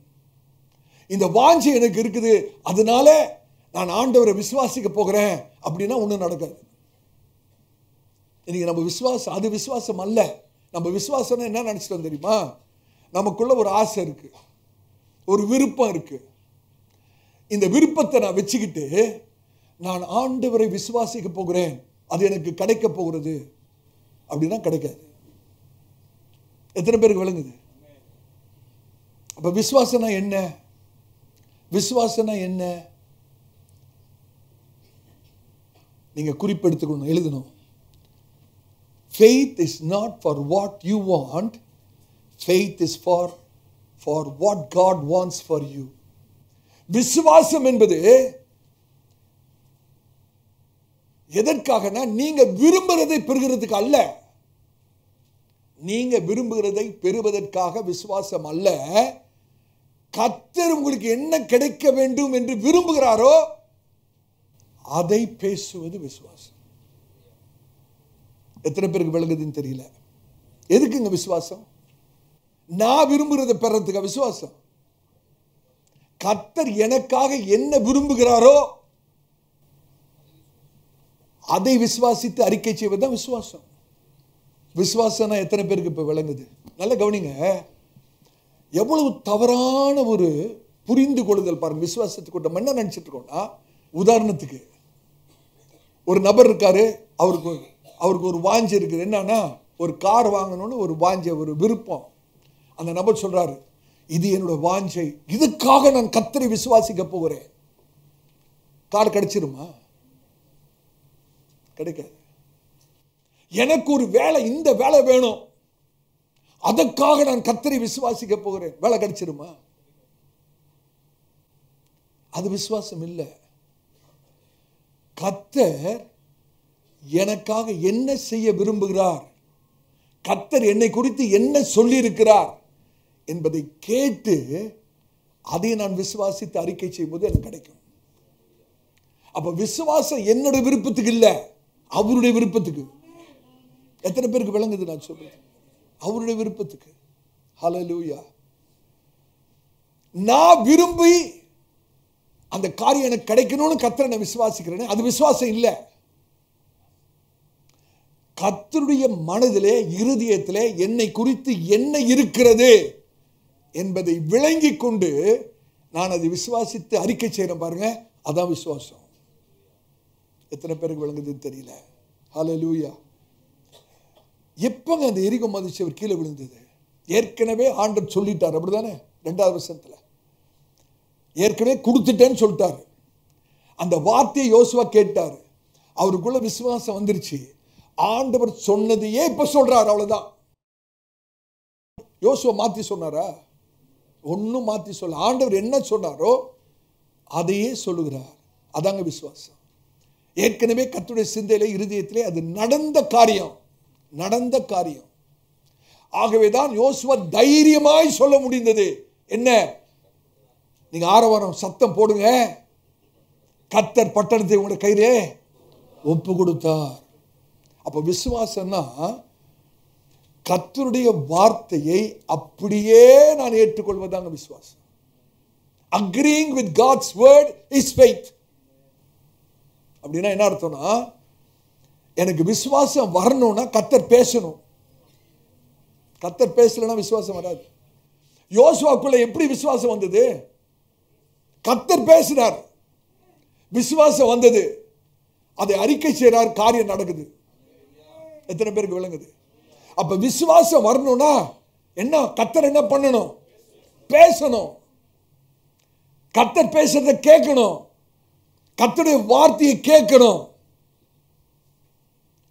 கர்த்தர் வார்த்தை மூலமா பேசுவாரு, மற்ற சமயங்களிலே ஆவியானவர் மூலமாக கர்த்தர் நம்மோடு பேசுவார். சில சமயத்தில் கர்த்தருடைய வார்த்தையும் ஆவியானவரும் பேசுற ரெண்டும் அப்படியே கலந்து வரும். ஹல்லேலூயா. அப்ப விசுவாசம் என்றால் faith is your reaction to what God had said. கர்த்தர் சொன்னதுக்கு நம்ம பிரதிபலிக்கிறோம் பாருங்க, பிரதிக்கிரியை செய்கிறோம் பாருங்க, அதான் விசுவாசம். கர்த்தர் ஒரு காரியத்தை சொல்லிட்டாரு, அதுக்கு என்னுடைய பிரதிக்கிரியை வருது இல்லையா, அதாங்க விசுவாசம். எத்தனை பேருக்கு விளங்குது?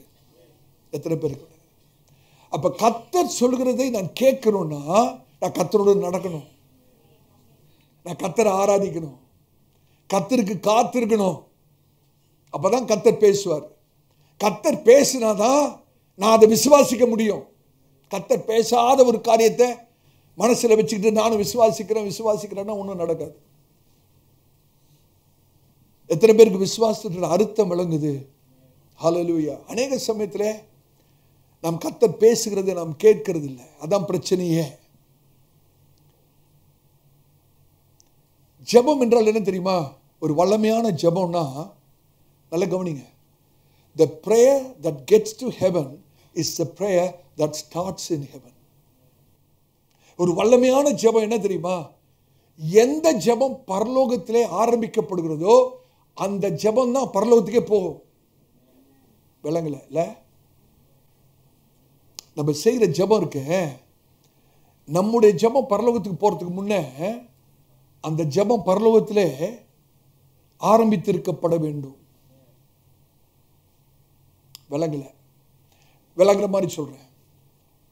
பரிசுத்தாவினர் என்ன பண்ணுவார் தெரியுமா? ஒரு ஜெபம் வல்லமையான ஜெபம் மாறுகிறது எப்படி தெரியுமா? பரிசுத்தாவினர் தேவனுடைய எண்ணத்தை, சிந்தையை ஆராய்ந்து அறிகிறவர். அப்படிதான் பைபிள்ல போட்டிருக்கு. அவர் சகலத்தையும் ஆராய்ந்து அறிகிறவர். தேவனுடைய சிந்தையை ஆராய்ந்து அறிகிறவர் பரிசு. அப்படிதானே? நமக்கு தெரியாது. we don't know God's mind. பரிசுத்தாவினுக்கு தான் தெரியும் பிதாவுடைய மனதுக்குள்ள என்ன இருக்குன்னு. அப்ப பரிசுத்தாவியானவர் பிதாவுடைய இருதயத்திலே மனதில் என்ன இருக்கிறது என்று பார்த்து ஆராய்ந்து அதை கொண்டு வந்து நம்முடைய இருதயத்தில் வைத்து அதை ஜெபமாக மறுபடியும் பரலோகத்துக்கு கொண்டு போறார் பாருங்க. அதான் வல்லமை உள்ள ஜெபம். எத்தனை பேருக்கு விளங்குது? ஜெபம்ன்றது சும்மா இங்கிருந்து அப்படி போறது இல்லைங்க. நான் பண்றதுக்கு முன்னே அந்த காரியம் பரலோகத்தில் நடந்திருக்கணும். அப்ப பரிசுத்த ஆவியானவர் பிதாவுடைய இருதயத்தை ஆராய்ந்து அறிந்து அவருடைய விருப்பத்தை, பிதாவுடைய விருப்பத்தை அப்படியே கொண்டு வந்து என்னுடைய இருதயத்தில் வைத்து என்னை ஜெபிக்க வைக்கிறாரு பாருங்க. அது மறுபடியும் பரலோகத்துக்கு போகுது. அந்த ஜெபத்துக்கு பதில் வராம இருக்கவே இருக்காது. அதனாலதான் ரோமர்கள் பவுல் எழுதும்போது நம்முடைய பலவீனத்திலே பரிசுத்த ஆவியானவர் நமக்கு உதவி செய்ய, ஏன்னா நமக்கு என்னத்துக்காக ஜெபிக்கணும்னே தெரியல. அப்ப பரிசுத்த ஆவியானவர் சார்ந்து நான் ஜெபிக்கும் போது பரிசுத்த ஆவியானவர் என்ன பண்ணுவார்னா, பிதாவுடைய இருதயத்திலே அவருடைய விருப்பம் என்ன இருக்குன்னு பார்த்து அதை கொண்டாந்து என்னுடைய இருதயத்தில் வைத்து இதுக்கு ஜெபி, இதுக்காக ஜெபி. அப்ப நான் அதுக்காக ஜெபிக்கும் போது ஏற்கனவே அந்த காரியம் எங்க இருக்கு? பரலோகத்தில் இருக்கு. அந்த காரியம் ஏற்கனவே பிதாவுடைய இருதயத்தில் இருக்கு. அந்த காரியம் ஏற்கனவே பிதாவுடைய சிந்தையில் இருக்கிறது. நான் அதற்காக ஜெபிக்கும் போது உடனடியாக எனக்கு பதில் வருகிறது. எத்தனை பேருக்கு விளங்குது நான் சொல்றது? ஆமென். முக்கியமான காரியத்தை பேசுகிறேன். நம்ம செய்யற பெரிய தப்புன்னு தெரியுமா? அவசர அவசரமா கர்த்தருடைய சமூகத்தில் வந்து, ஆண்டவரே இந்த பிரச்சனை, ஆண்டவரே அது தேவை, ஆண்டவரே இது கொடுங்க, ஆண்டவரே இப்படி பண்ணுங்க, ஆண்டவரே நான் பேசுறேன் நீங்க கேளுங்க, ஆண்டவரே. நம்ம என்ன சொல்லணும்? நீங்க பேசுங்க ஆண்டவரே, நான் கேட்கிறேன்னு சொல்றதுக்கு பதிலா கர்த்தருடைய சமூகத்தில் அவசர அவசரமா போய் இது இந்த பிரச்சனை ஆண்டவரே, அந்த பிரச்சனை ஆண்டவரே, இன்னைக்கு அங்க போன ஆண்டவரே, இதை செய்யணும் ஆண்டவரே. கேட்டீங்களா? நம்ம செய்யற தவறு இப்படி இல்லைங்க. கர்த்தருடைய சமூகத்தில் போய் நான் கேட்கிறேன் ஆண்டவரே, நீங்க சொல்லுங்க, உங்களோட மனதில் என்ன இருக்குன்னு எனக்கு சொல்லுங்க, அதை தான் நான் ஜெபமா எடுக்க போகிறேன். உங்களுடைய சித்தம் என்ன? இப்ப யோசுவாவுக்கு தேவனுடைய சித்தம் நல்லா தெரிஞ்சிருச்சு. யோசுவாவுக்கு தேவனுடைய சிந்தனை என்ன இருக்குன்னு தெரிஞ்சிருச்சு. ஆண்டவர் என்ன சொன்னார்னு தெரியும். ஆண்டவர் சொன்னதையே திருப்பி சொல்றார். மடமடமடன் எரிகோ முதல் கீழே விழுது. இதான் ரகசியம். ஹல்லேலூயா. எத்தனை பேருக்கு விளங்குது நான் சொல்றது? கர்த்தருடைய பரிசுத்த நாமத்துக்கு ஸ்தோத்திரம். இந்த வேதாகம கொள்கையை பழைய ஏற்பாட்டில் நம்ம பார்த்தோம், அப்படிதானே? தேவனுடைய சிந்தையில இருதயத்தில் இருக்கிறத யோசுவா அறிந்து தேவன் சொன்ன காரியத்தை கேட்டு இப்ப விசுவாசம் உள்ள வருகிறது. விசுவாச வார்த்தையை பேசுறார். மதில் செவர் தகர்ந்து கீழே விழுகிறது. இதை நம்ம பழைய ஏற்பாட்டில் பார்த்தோம், அப்படிதானே? இதே வேதாகம கொள்கையை நான் உங்களுக்கு புதிய ஏற்பாட்டில் காண்பிக்கிறேன். இந்த பாடத்தை நீங்க கண்டிப்பா கத்துக்கணும், சரியா கத்துக்கணும், தப்பா கத்துக்கொள்ளக்கூடாது. எடுத்து வாசிங்கள். எபிரேயர் நிருபம் 13ஆம் அதிகாரம். எபிரேயர் நிருபம் 13ஆம் அதிகாரம் 5-6 வசனங்களை வாசிங்க. எபிரேயர் நிருபம் 13ஆம் அதிகாரம் 5-6 வசனங்கள். நீங்கள் பண ஆசை இல்லாதவளாய் நடந்து உங்களுக்கு இருக்கிறவைகள் போதும் என்று எண்ணுங்கள். நான் உன்னை விட்டு விலகுவதும் இல்லை, உன்னை கைவிடுவதும் இல்லை என்று அவர் சொல்லி இருக்கிறாரே. போதும், அதை அண்டர்லைன் பண்ணுங்க. அவர் சொல்லி இருக்கிறாரே, அவர் சொல்லி இருக்கிறாரே. நான் உன்னை விட்டு விலகுவதும் இல்லை, உன்னை கைவிடுவதும் இல்லை என்று அவர் சொல்லி இருக்கிறாரே. அண்டர்லைன் பண்ணிட்டீங்களா? அவர் சொல்லி இருக்கிறாரே. அடுத்த வசனம், அதனாலே நாம் தைரியம் கொண்டு கர்த்தர் எனக்கு சகாயர், நான் பயப்படேன், மனுஷன் எனக்கு என்ன செய்வான் என்று சொல்லலாமே. எப்ப பிரதர் சொல்லலாம்? எப்ப தைரியமா சொல்லலாம்? அவர் சொல்லி இருக்கிறாரே. அவர் சொல்லாததெல்லாம் நம்ம சொல்லிட்டு இருக்கிறோம், அதனால தான் ஒன்றும் நடக்கல. நம்ம இஷ்டத்தின்படி சொல்லிட்டு இருக்கிறோம். அவர் சொல்லி இருக்கிறாரே, ஆதலால் நான் தைரியமாய் சொல்ல முடியும். அவர் என்ன சொல்லியிருக்காரு? நான் உன்னை விட்டு விலகுவதும் இல்லை, உன்னை கைவிடுவதும் இல்லை என்று சொல்லி அவர் சொல்லி இருக்கிறாரே. அதனாலே, அவர் சொல்லி இருக்கிறதுனால தான், அதனாலே நாம் தைரியம் கொண்டு. யோசுவாவுக்கு எப்படி தைரியம் வந்துச்சு? சொல்லி இருக்கிறாரே. எத்தனை பேருக்கு விளங்குது? அதனாலே நாம் தைரியம் கொண்டு கர்த்தர் எனக்கு சகாயர், நான் பயப்படேன், மனுஷனுக்கு என்ன செய்வான் என்று தைரியமாய் சொல்லலாமே. இப்ப விசுவாசம்னா என்ன? நான் ஏதோ மனசுல வச்சுக்கிட்டு ஆண்டவரே நம்ம விசுவாசிக்கிறேன் எனக்கு செய்யுங்கன்னு சொல்றது அல்ல. அவர் எதை சொல்லி இருக்கிறாரோ அந்த வார்த்தையை நான் விசுவாசித்து அறிக்கை செய்யறேன் பாருங்க, அதான் விசுவாசம். எத்தனை பேருக்கு விளங்குது? 5ஆம் வசனத்திலே அவர் சொல்லி இருக்கிறாரே, 6ஆம் வசனத்திலே நாம் சொல்லலாமே, தைரியமா சொல்லலாமே. சத்தியம் விளங்குதா? சத்தியம் விளங்குதா? ஹல்லேலூயா. இப்போ உங்களுக்கு விசுவாசம் என்னன்னு விளங்குதா? விசுவாசம் என்ன? விசுவாசம் என்ன? அவர் ஏற்கனவே சொன்ன காரியத்தை தைரியமாய் சொல்வதுதான் விசுவாசம். அவர் ஏற்கனவே சொன்னதை நாம் தைரியமாய் சொல்வதுதான் விசுவாசம். அவர் சொன்னார், ஆகவே நான் தைரியமாய் சொல்லுகிறேன். ஹல்லேலூயா.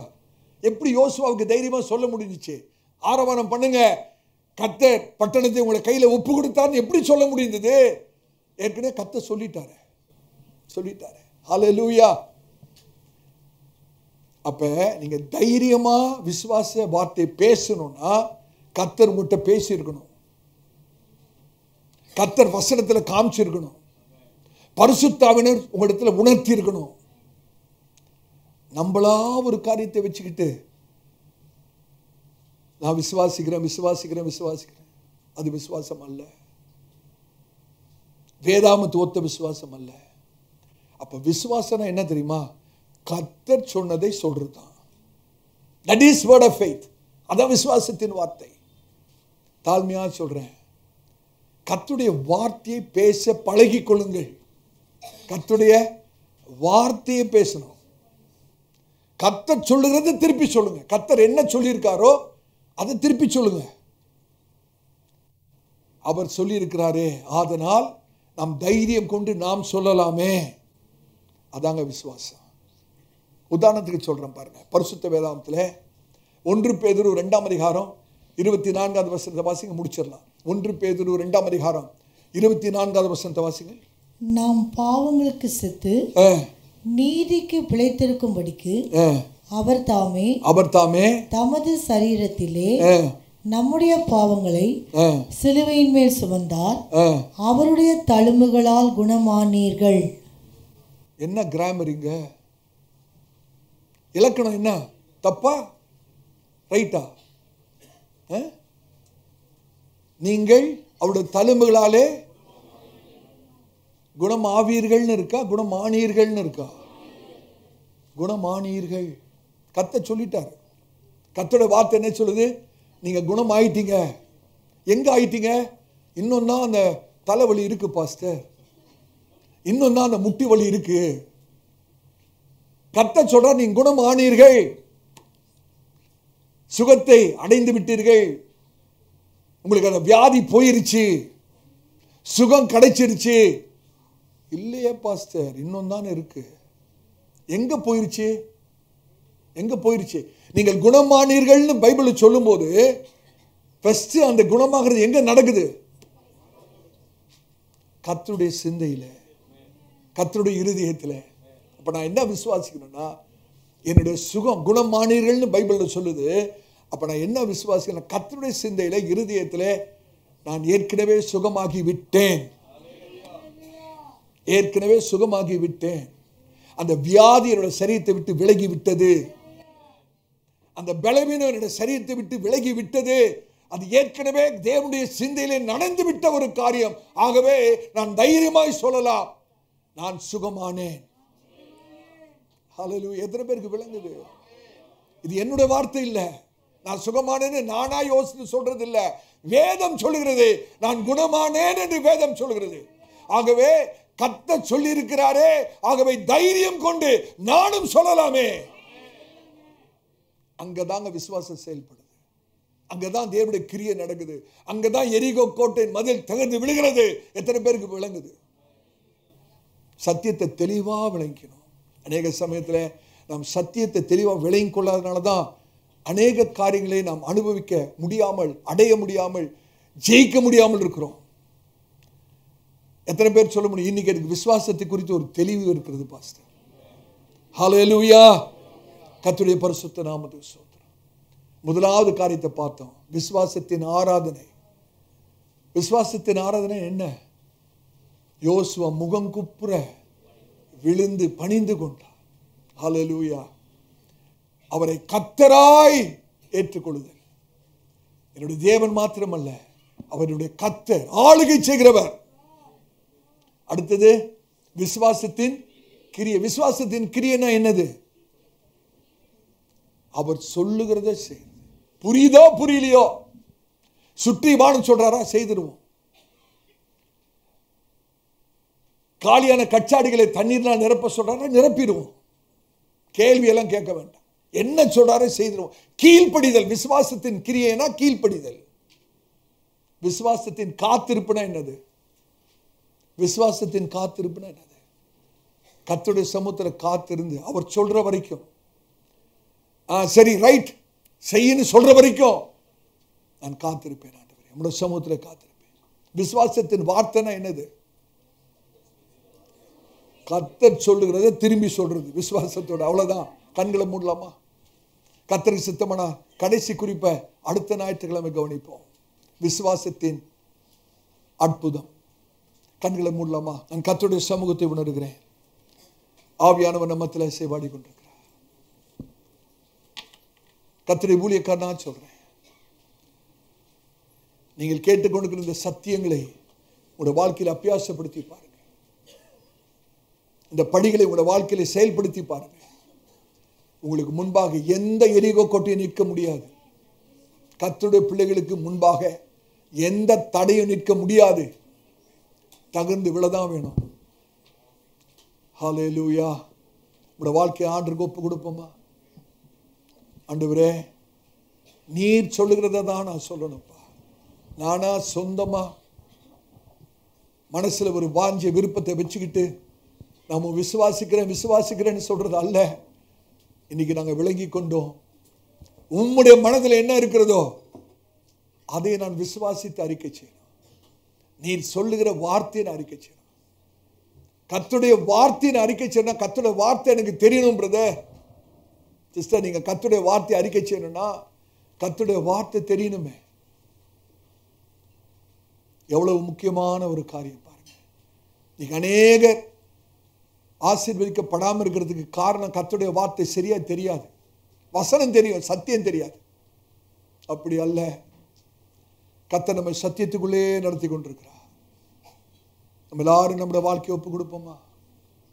ஆண்டவரே, விசுவாசத்தின் ஆராதனையை நான் செய்யணும்.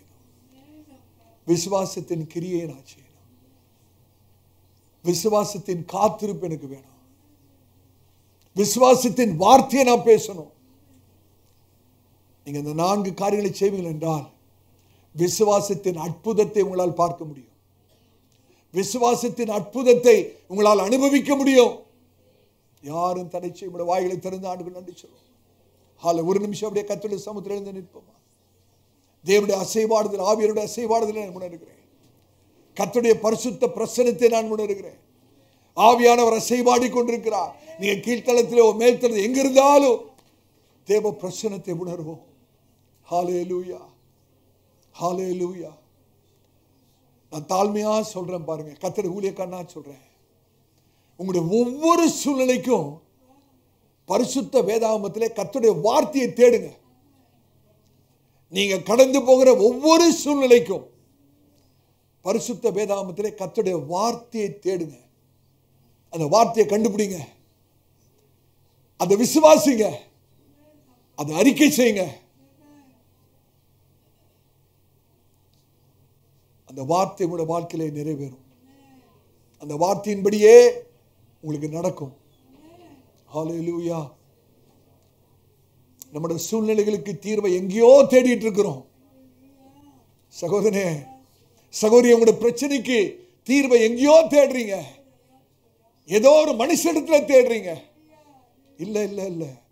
உங்களுடைய ஒவ்வொரு சூழ்நிலைக்கும், உங்களுடைய ஒவ்வொரு பிரச்சனைக்கும் கர்த்தர் வார்த்தையை கொடுத்திருக்கிறார். கர்த்தர் வார்த்தையை கொடுத்திருக்கிறார். ஒருவேளை சுகவீனமா நீங்க வந்திருப்பீர்கள் என்றால், ஒரு சரீரத்திலே பலவீனத்தோடு வியாதியோடு ஒருவேளை மருத்துவர் சொல்லியிருக்கலாம், கடைசி வரைக்கும் இந்த மருந்து சாப்பிட்டாதான் பிழைக்க முடியும்னு சொல்லியிருக்கலாம், கடைசி வரைக்கும் இந்த வியாதியோட தான் இருக்கணும்னு சொல்லியிருக்கலாம். ஆனா வேதம் என்ன திரும்ப சொல்கிறது? கர்த்தருடைய வார்த்தை என்ன திரும்ப சொல்கிறது? அவருடைய தழும்புகளாலே குணமானீர்கள்.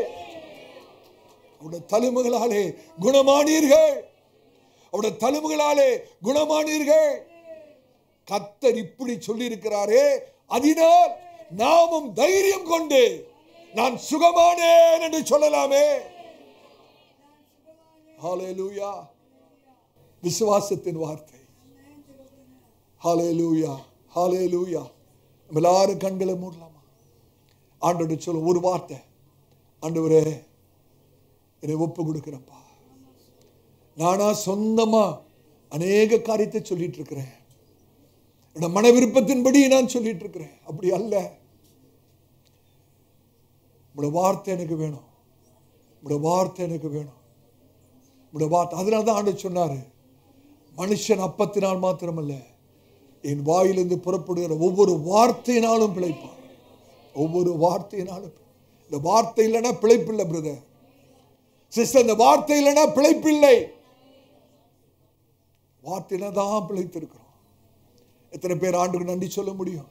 ஆண்டவரே உம்முடைய வார்த்தைக்காக நன்றியப்பா, உம்முடைய வார்த்தைக்காக நன்றி. ஹல்லேலூயா, ஹல்லேலூயா. திருவிருந்திலே பங்கு பெற போற கர்த்தருடைய பிள்ளைகள், நம்முடைய வாழ்க்கையை கர்த்தருடைய வார்த்தைக்கு அர்ப்பணிப்போம், நம்மளை முற்றிலுமாய் ஒப்பு கொடுப்போம். ஹல்லேலூயா. Thank you Jesus. அர்ப்பணித்தேன். ஹல்லேலூயா. ஸ்தோத்திரம். அர்ப்பணித்தேன், என்னை அர்ப்பணித்தேன், அர்ப்பணித்தேன், என்னை அர்ப்பணித்தேன், என் ஆவி ஆத்ம சரீரம் அர்ப்பணித்தேன், என் ஆவி ஆத்ம சரீரம் அர்ப்பணித்தேன். எல்லா கண்களும் மூடின நிலைமையிலே கர்த்தரை பார்த்து அர்ப்பணித்தேன், நான் அர்ப்பணித்தேன், அர்ப்பணித்தேன், நான் அர்ப்பணித்தேன், என் ஆவி ஆத்ம சரீரம் அர்ப்பணித்தேன், என் ஆவி ஆத்ம சரீரம் அர்ப்பணித்தேன். அப்பா, அப்பா என்னை முழுவதும் அர்ப்பணித்தேன் ஐயா, உயிரோடு இருக்கும் நாளெல்லாம் உமக்கு சொந்தம் ஐயா. அப்பா என்னை முழுவதும் அர்ப்பணித்தேன் ஐயா, உயிரோடு இருக்கும் நாளெல்லாம் உமக்கு சொந்தம் ஐயா. அர்ப்பணித்தேன், நான் அர்ப்பணித்தேன், அர்ப்பணித்தேன், நான் அர்ப்பணித்தேன், என் ஆவி ஆத்ம சரீரம் அர்ப்பணித்தேன், என் ஆவி ஆத்ம சரீரம் அர்ப்பணித்தேன். பரிசுத்தர், பரிசுத்தர், பரிசுத்தர், பரிசுத்தர். Thank you Lord. நன்றி ஆண்டவரே, மகிமை. நம்ம எல்லாரும் வாய்களை திறந்து ஆண்டுக்கு நன்றி சொல்லலாமா? ஆண்டவர் நமக்காய் கல்வாரி சிலுவிலே செய்த மகத்தான கிரிகளை நினைத்து ஆண்டவருக்கு நன்றி சொல்வோம். Thank you Lord. நன்றி ஆண்டவரே, உமக்கு ஸ்தோத்திரம், ஸ்தோத்திரம். கல்வாரி சிலுவிலே நீர் எங்களுக்காக உம்முடைய அன்பை நிரூபித்து காண்பித்தீங்களே, அதற்காக நன்றி செலுத்துகிறோம். எங்களுடைய அன்பையும் நாங்கள் நிரூபிக்க விரும்புகிறோம், எங்கள் அன்பையை நாங்கள் உமக்கு நிரூபிக்க விரும்புகிறோம் ஆண்டவரே. நன்றி அப்பா, உம்மை ஸ்தோத்திரிக்கிறோம், ஸ்தோத்திரிக்கிறோம். எங்களை அதிகமாக நேசிக்கிற அன்பின் பிதாவே, ஆசீர்வதிக்கப்பட்ட இந்த காலை ஆராதனைக்காக நன்றி செலுத்துகிறோம். துவக்க முதல் இந்த நிமிஷம் மட்டுமாய் பரிசுத்தாவின் எங்களோடு கூட இருந்து இந்த முழு ஆராதனை கத்திரங்களுக்கு நடத்தி தந்தீங்களே, அதற்காய் ஸ்தோத்திரம். எங்களோடு பேசின பட்சமான வார்த்தைகளுக்காய் ஸ்தோத்திரம். எங்களுக்கு கற்றுத்தந்த ஆவிக்குரிய பாடங்களுக்காய் ஸ்தோத்திரம். எல்லாவற்றுக்கும் மேலாக இந்த நாளிலே ஒரே குடும்பமாக இரத்தத்தால் கழுவப்பட்ட உம்முடைய ஜனமாக இந்த பரிசுத்த பந்தியிலே பங்கு பெற கர்த்தர்களை தெரிந்து கொண்டீங்களே, அதற்காக நாங்கள் நன்றி செலுத்துகிறோம் ஆண்டவரே. இந்த வேளையிலும் உம்முடைய சபையாரை கர்த்தர் ஆசீர்வதிப்பீராக. உம்முடைய தயவுள்ள நல்ல கரம் சிறந்தாழ்த்திருக்கிற ஒவ்வொரு மீதும் கர்த்தர் வந்து இறங்கட்டும். உம்முடைய ஜனங்களை கர்த்தர் தொட்டு ஆசீர்வதிப்பீராக. நல்ல சுகத்தையும் பலத்தையும் ஆரோக்கியத்தையும் தருவீராக. எல்லா புத்தி கெட்டாத தேவ சமாதானத்தினாலே கர்த்தாவே சபையாருடைய இருதயத்தையும் மனதையும் கர்த்தர் நிரப்பி ஆட்கொள்ளுவீராக. கர்த்தாவே சொல்லி முடியாத சந்தோஷத்தால் நிரப்பும். கர்த்தாவே தாவீது அருளின மாறாத கிருபைகளை கர்த்தர் கட்டளையிட வேண்டுமா நாங்கள் ஜெபிக்கிறோம். வருகிற வாரம் முழுவதும் கர்த்தருடைய சமூகம் எங்களோடு கூட இருந்து நடத்தட்டும். எல்லா சத்தியத்துக்குள்ளே நடத்தும் ஆண்டவரே. எல்லாவற்றுக்கும் மேலாக இந்த சின்ன திராட்சை தோட்டத்தை அதிசீக்கிர வருகைக்கு ஆயத்தப்படுத்துங்க ஆண்டவரே. இன்னும் பரிசுத்தப்படுத்தும். நாம மகிமைப்படட்டும். நாங்கள் சிறுக வேணும், நீங்க பெருக வேணும் ஆண்டவரே. எல்லா கன துதி மகிமையாமுக்கே செலுத்துகிறோம். இயேசு கிறிஸ்துவின் நாமத்தில் ஜெபம் கேளும் எங்க நல்ல பிதாவே. ஆமென்.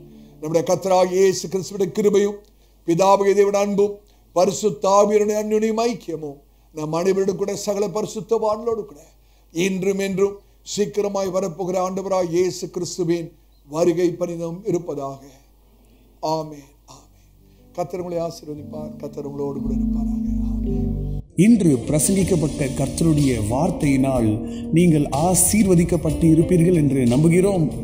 நமது திருச்சபையின் ஞாயிறு ஆராதனை நேரங்கள்: ஆங்கில ஆராதனை காலை 7 மணிக்கு நடைபெறும். தமிழ் ஆராதனை காலை 10:30 மணிக்கு நடைபெறும். இருமொழி வேத பாடம் மாலை 6 மணிக்கு நடைபெறும். நம் திருச்சபையின் விலாசம்: அப்போஸ்தல கிறிஸ்தவ சபை, பெரம்பூர் ஊழியங்கள், 74 வல்லாடு தெரு, அகரம், சென்னை 6,82,000. தனிப்பட்ட ஜெபத்திற்கு தொடர்பு கொள்ள வேண்டிய அலைபேசி எண்கள் 9566262203 மற்றும் ஒரு எண் 9551648083. மேலும் ஒரு எண் 9941447894.